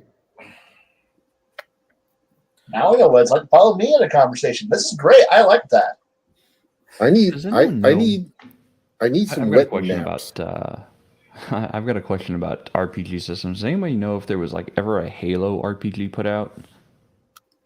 I heard there was talk about it. I don't know if it ever happened. Okay. Because I was just thinking about, because someone said it in the chat, it was talking about Halo 1 through 3 and ODST. The novels were okay. Yes. But it came out in 2019. Okay. Oh, okay, interesting. I was going to say you could probably retrofit Stargate for Halo. Yeah, got a lot of the same technology level. Let's see. They have the core rulebook, the UNC handbook, Covenant handbook, rules and reference sheets. I mean, that the Halo universe kind of leads into a lot of expansion for a lot of game masters and players to explore, because there are the many colonies that are untouched by the Covenant human war. That they might still have those conflicts raging, or you still have the parts of the Covenant that are lost and not in communication with the main host of the Covenant fleet, who are still eradicating humans on Forerunner worlds. That is a kind of a story that you could go on if you're really a big fan of Halo and pre Halo 4. That to me, Halo 3 was the last true Halo game. Halo 4 and 5 are not bad. I played Halo 4. I absolutely hated Halo 4. The story just felt, I don't know. The story felt forced. With Halo 4, I think I like the multiplayer fight more than the actual storyline. Well, I mean, you say that about all the Halos, though. Like all of the Halos, multiplayer I PvP like is Halo. good. That's not fair. I liked Halo 3. I liked Halo 3, especially when I get to play with Kevin Ayler that one time. We were stuck in between a room that we knew there were full of grunts with grenades and the ship docking bay. Well, he's like, I'm gonna go in first and I'm gonna cut to the left. You come in and cut to the right. I'm thinking this is a great idea, but I have a better one. He goes in. Right as he goes in, I throw a sticky grenade onto his back. He blows up, which blows up all the grunts in the room, and the room is now clear. That is one of my favorite Halo games. Well, regardless, I mean, as far as like role-playing games go, you could really, if you are into the Haloverse, you could really deep dive into that, into the stories that are already kind of pre-existing and set up for you. You just have to expand on what's there. And the novels do a pretty good job of expanding the universe. Dead Space is another one. EVE Online is definitely a universe I would just kill to have. That or an Elite Date. Now, if I could have an EVE Elite Dangerous merging, I would be the happiest man on earth right there. Because at that point, it's actually, just think of it. You could also play literally any of the Gene Roddenberry books or TV series in Starfinder. Probably, you could probably do it Dark Heresy, but you could also probably do it in Starfinder or Dragonstar. I'm sure Traveler as well. Again, I'm not an experienced Traveler or the original Spelljammer, so. There was a comment that you made, I think it was last week, and I have to agree with you about when it came to ship-to-ship battle, it wasn't one person rolling a dice. It was the entire table having to take part in a battle. And I think if more RPG was to run that way as an engine, I think you could buy more people into it, because no one wants to sit at the table and watch one guy run 10, 5 minutes worth of dice rolling. It's like, well, I guess you guys made it. How can you tell? I rolled. Did you guys pay attention? No, because you never told us what you were rolling for. But you also got to make sure that every crew position actually is interesting, because yes, you might have that one guy who's like, well, I'm sitting here, ops. I'm sitting here with the sensor system. Yep, I found a space cruiser. My job is done. And then you watch the guy. No, And then you have. What was that? Blah blah blah. I'm pushing buttons. Blah blah blah. I'm blowing shit up. Blah blah. And then you have the one player who's like, "What's your job?" I run communications. And what else do you do? Nothing. Cool. Your job is to read back what the computer says. Cool. And then you have the one player that I control all the guns. I press the organ of destruction where all my buttons spew missiles and death, and all I do is run this. It's like, wow, you get to have all the fun. Pilot, what do you do? Make us not die from incoming fire. And that's it. And Captain, what do you do? Take credit. Take credit for all the work So you mean to say you got someone on there being Caboose from Red versus Blue? Oh boy, I love buttons. Beep boop bop. Oh my god! And then you got your tuckers out, your churches out there going, God, I hate all of you. God, I hate all of you. Yes, very much so. But that's probably been the best way to describe me back in high school. I was church. I hated everybody. Were you the only competent person in the entire group? Yes. Most of the time, yeah. We're about 5 minutes from the 2 hour mark here, or 4 minutes from the 2 hour mark. And I know how Kai is. I don't want him to I don't want him to go past 9:45 without having an exit window. I appreciate that. Thank you. He has to have his exit, buddy. I know. You're going in the theater. Your exit is on your right, and it's lit up throughout the entire movie. Well, my exit is right over there. It's well marked. Unless you want to go full, Aladdin. Your exits are here. See, there's even a sign that says, "In case of emergency, run like hell." We've had some good discussions tonight about science fiction gaming, and as much as we meandered a bit, which is the majority of our conversations, we meander, we tangent off, which is almost the feature of the bug-ridden chat and panel that we do. But I want to say that science fiction gaming doesn't have to be constrained to 1 or 2 licenses, which have been ruined over the past 10 years by mega media corporations with no concern for the soul of those IPs. There's plenty of ways for you to enjoy great sci-fi gaming. Jade said Fading Suns. Traveler's been brought up numerous times. We have talked about Twilight Imperium. I had the wonderful bit, Travis. We had the wonderful Steve Lee come in, the curator and creator of Sunsworn, who one of these days I'm going to actually talk to that man and ask him about the game that he ran and how did he plot that out, because that would be just a fun way for me to just spend 3 hours and just listen to this man talk about this IP, because Sunsworn is fucking everything I need in a sci-fi or space opera setting. We have Connor, who always reinforces to have good Traveler games. There's a difference between playing Traveler and playing in a good Traveler game. Jade, who talks about Starfinder, which is probably not the direction I would go with it, but he is joined by a lot of people that I know that they talk about Starfinder in a very positive light. And I think more people should probably take a look at that system to see if it's what they want, at the very least. It can be skipped, honestly.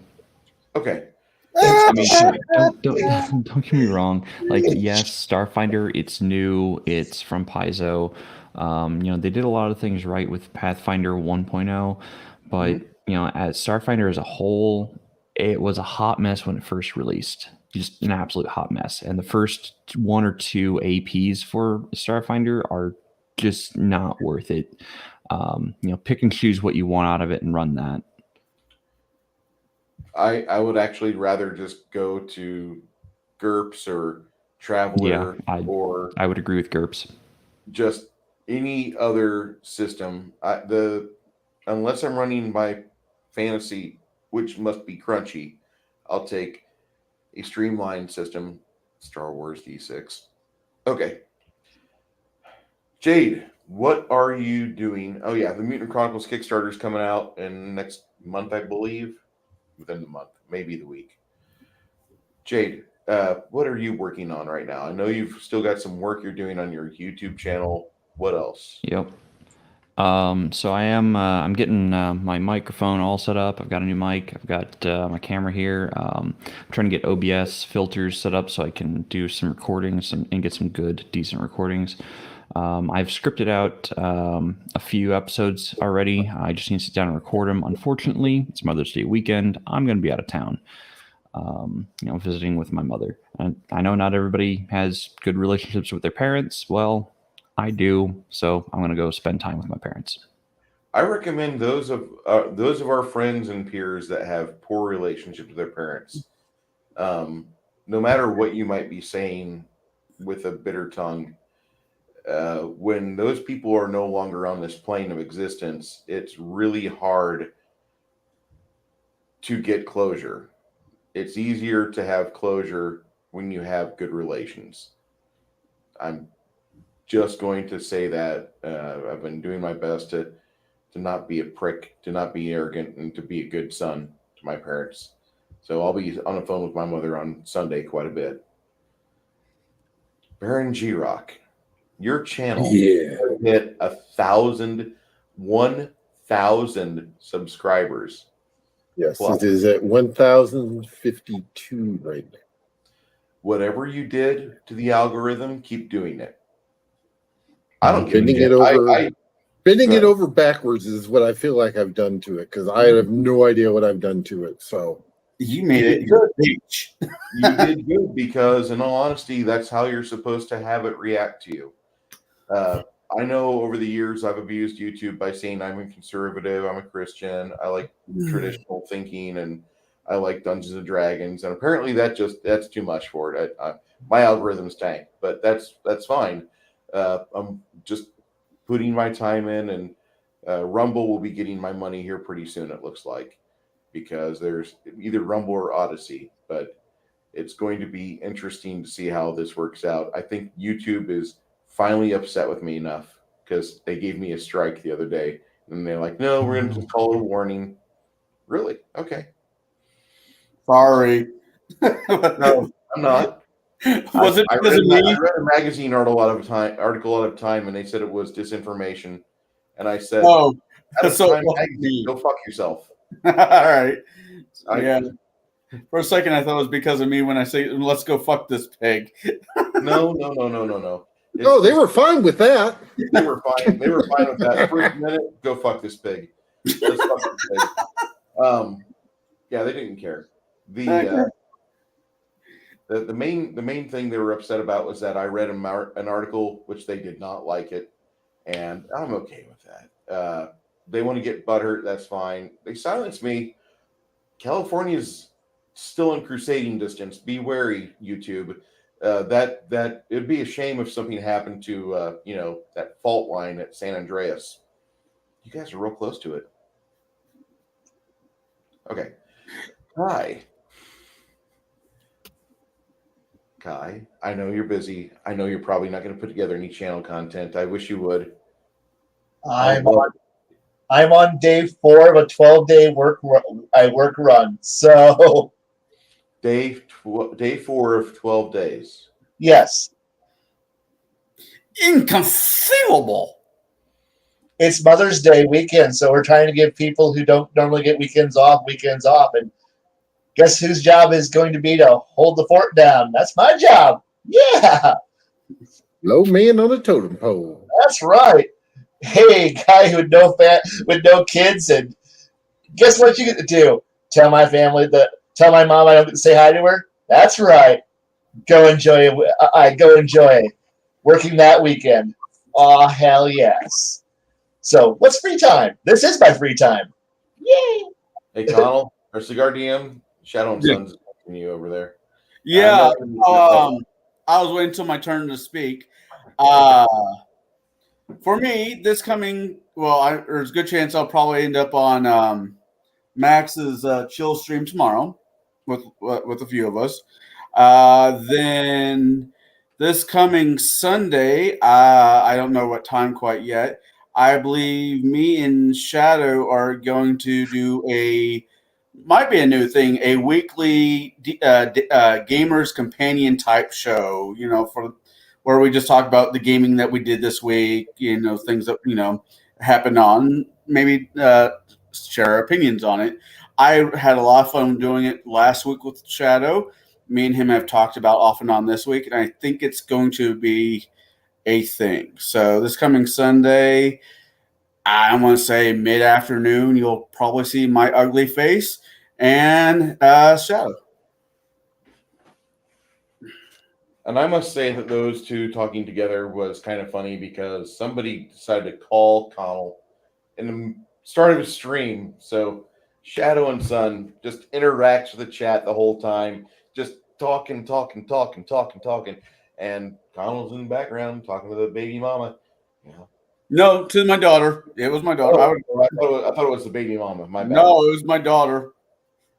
Maggie, I gotta let you go, but Dad, we need to talk about this. I'm on board, dude. Tag me in, Coach. Right. Put me in, Coach. I'm ready to play. So you're going to be streaming on Sunday? Yeah. No, go ahead, Cigar DM. Anybody here in the panel, of course, is welcome to jump in anytime you want. I'll put this post in the normal place we put the post. And more the merrier. My recommendation is to start it the moment that Legion of Myth drops off. Yep.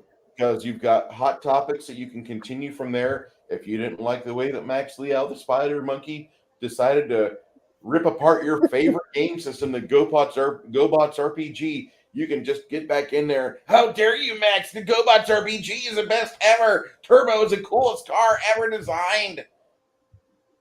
If you want to do that, you can. If you don't like the way that Heathen Dog dogged on your favorite newscaster, Geraldo Rivera, you're like, how dare you make fun of Geraldo? He was my favorite. He got the chair in the face. So you can get back at him. I recommend starting it the moment that Legion of Myth drops. I think you'll be fine. Yeah. I gotta figure out when that is and plan it. Usually about 3:30, 4 o'clock our time. Just watch Legion of Myth. You'll get on their panel and you'll give people. You'll be like, "Hey, I'm a Cigar DM. I'm going to be running the stream as soon as this one ends because we're gonna talk about gaming, me and Shadow and Sun." And you do that, and then you farm more people to come watch you. Yeah, that makes sense. God, I won't even be able to watch because I'll be in a stupid truck all day. That sucks. Well, but you can watch it after. But you know what you do?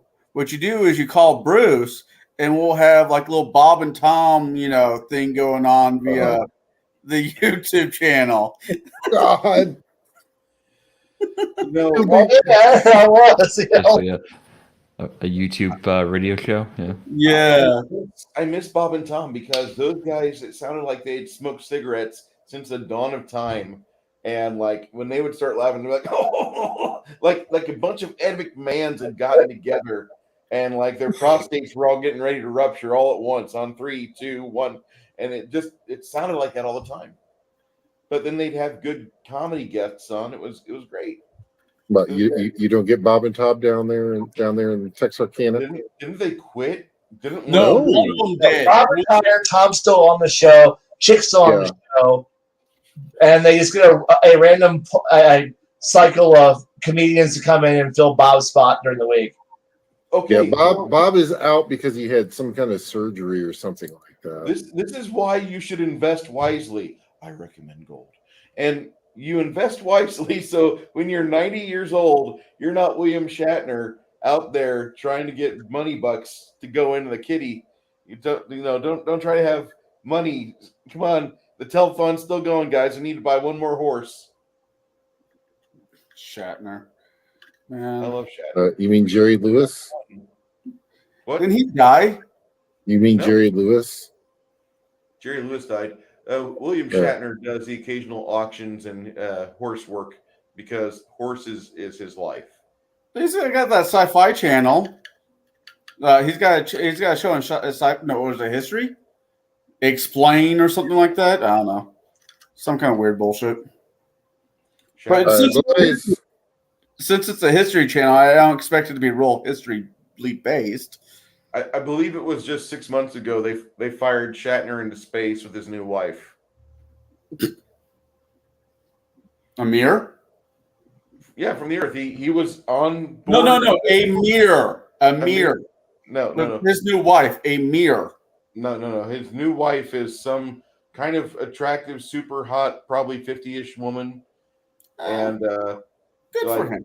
You look at her and you're like, well, I mean, I have something to look forward to when I'm 90 and I'm on, like super B vitamins and 3 varieties of Viagra.